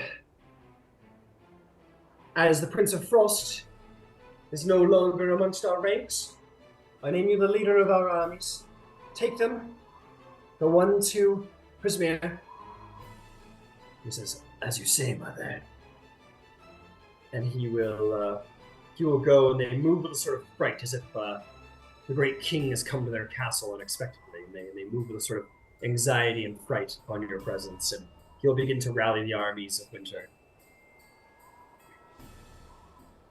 Excellent. All right. Do you wish to go to the Mountain Lord? Yeah. That's my next stop. All Well, right. happening much quicker than I anticipated. We're gonna be Oh, back. these talking harmonies quick. make shit happen, man. Brock, you begin to walk down the stairs, and as you make your steps down the stairs, you find, as you take certain turns with your allies, Horlick and Trixie, you are no longer in a castle. You are suddenly in a cavern, and that cavern opens up to a mountainous cavern, where you are going to see many giants. You're going to see one giant that barely seems visible, that he is almost like the mist itself. He sort of appears on the wind and looks at you with sort of like a look on his face. You'll see stone giants and hill giants, and most importantly, you'll see sitting upon a truly towering throne. One that could hardly fit in the Ice Palace. You see a giant the size of which you have never encountered. His entire body looks to be made of mountain, stone built. His shoulders are mantled with great crystalline spires. His very head has great turquoise sort of crystals that sort of spire out from his head as if he came from the rock itself. Diamonds peering out from his very body. He is the embodiment of both mountain and giant might. And he sits loftily upon his throne as you approach. The giants around him will sort of look at you. They don't bow quite as quick as the Eladrin do, but they sort of look at you with interest, sort of grimace and growl, and the king lifts a great and mighty hand up into the air. He'll speak in giant. Do you speak giant? I don't speak giant. I do. You do. Trixie, you'll understand him to say, my king, be still, for this one has the blessing of our God and of the land itself. He is welcome in this mountain. The giants whisper translate to Brock. Absolutely. The giants sort of calm. They keep their eye on steadily upon you, Brock, a little distrustful. But the great king sort of motions forward and will swap to Sylvan, which we'll all understand. And he'll say, great lord, approach. Let us speak. I approach. You must be the Mountain King. Or the Mountain Lord. My mistake. I know what you meant. It's all good. I am the Mountain Lord. I do not like to bicker amongst the courts, and do not keep with their politics. So I ask you, as you come with such fine regalia, I wonder what the Mountain Lord has to do with all of you at this time. There is a war coming to the the Feywild. And we need the assistance of all Fey, as all Fey are affected, or going to be affected by this war.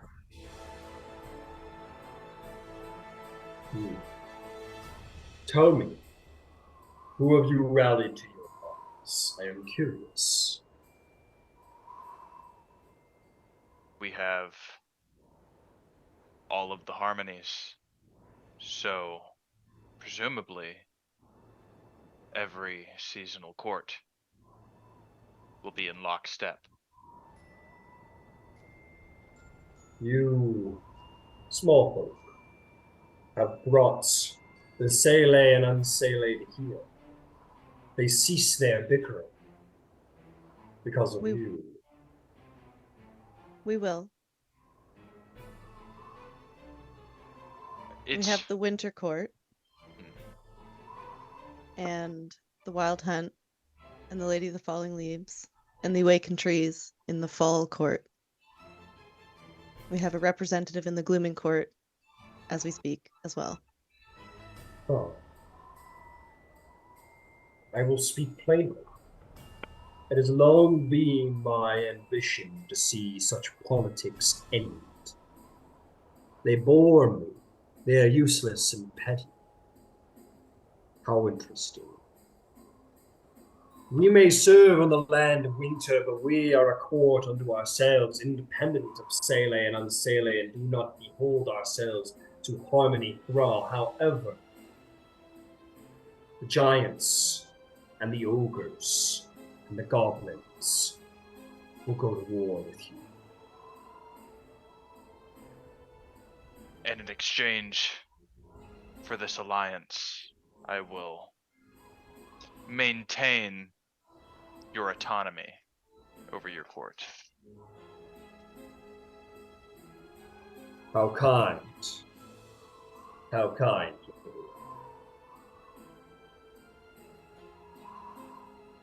To which court shall we be moving our mighty arms? For now, you can remain here in the Winter Court. Unless you'd like to come with us to talk to the Stellanton King. I admit, I would like to see his bony grimace turn into a frown. There's few things that please me more. And he rises from his throne, and the stones crack as if he hasn't moved from that seat in a long time. The mountain has very much encased him. And he brings a hand back and slams it into the cavern wall. And from it, he drags and draws forth a massive club that he throws over his shoulder, ended with diamonds, spine sharp, longer than any you have ever seen. As he bears the diamond club over his shoulder, he speaks loudly, so loudly that it booms from the mountain, so loudly that even all of you in Prismere will hear something on the wind, not coherent words, but in Giant he will say, "Oh, the mountains, oh, the hills, oh, where the giants dwell, will go to war." He starts to move forward, and you're like, "Oh shit, where's he going? How's he getting out of here?" He simply walks forward, puts his hand forward, and like with a simple push of his hand and the momentum of his body, the mountain crumbles into a doorway before him, and he exits the mountain, begins to make his way down with great and mighty strides, his own army of mist, hill, frost, stone giants following greedily and wrathfully behind him. And that is where we'll end the session. I don't translate the giant, I'm just like, I think I got the gist of it. that was funny. Yeah, he was a sort of secret. That's a secondary court. That's sort of a secret court, giant court. They're not technically Sele or Unsele, so they're immune to the harmonies. But he does not like the Sele or Unsele politics, and he's happy to go to war. He's like, fucking right. I don't even know who we're fighting, but I'm in. That's the approach I'm going to take with the Skeleton King. So Nice. there's a possibility, like, I have a friend who's coming in from out of town, and I can miss either dinner or brunch, but I see her once a year. Yeah. So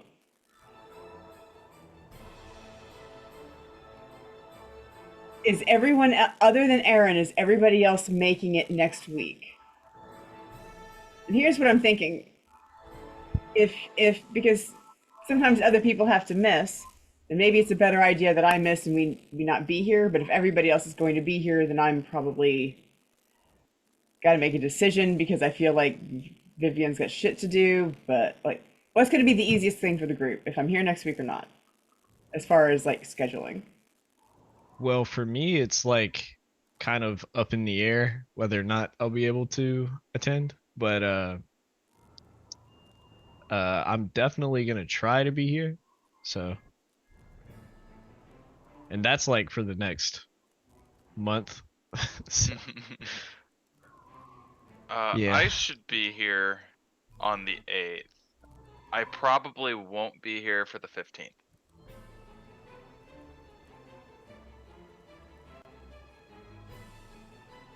I'll be here next week if we play. I'll be in this with fun. I was just trying to think of like naturally in the story progression, what I would assume what would happen is that we would go to spring and summer. Mm-hmm. Well, that's Aaron and Jace.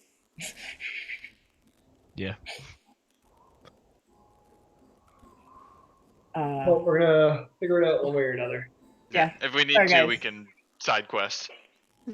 We can spend more time in the fall court, and then we can go to the glooming court to see what the build has been doing. We can make it work. Yeah, maybe for whatever reason there's, some disruptions with Tamlin and Jace as they're trying to get their shit done. But Mhm. we'll find a way to keep the story going because, we gotta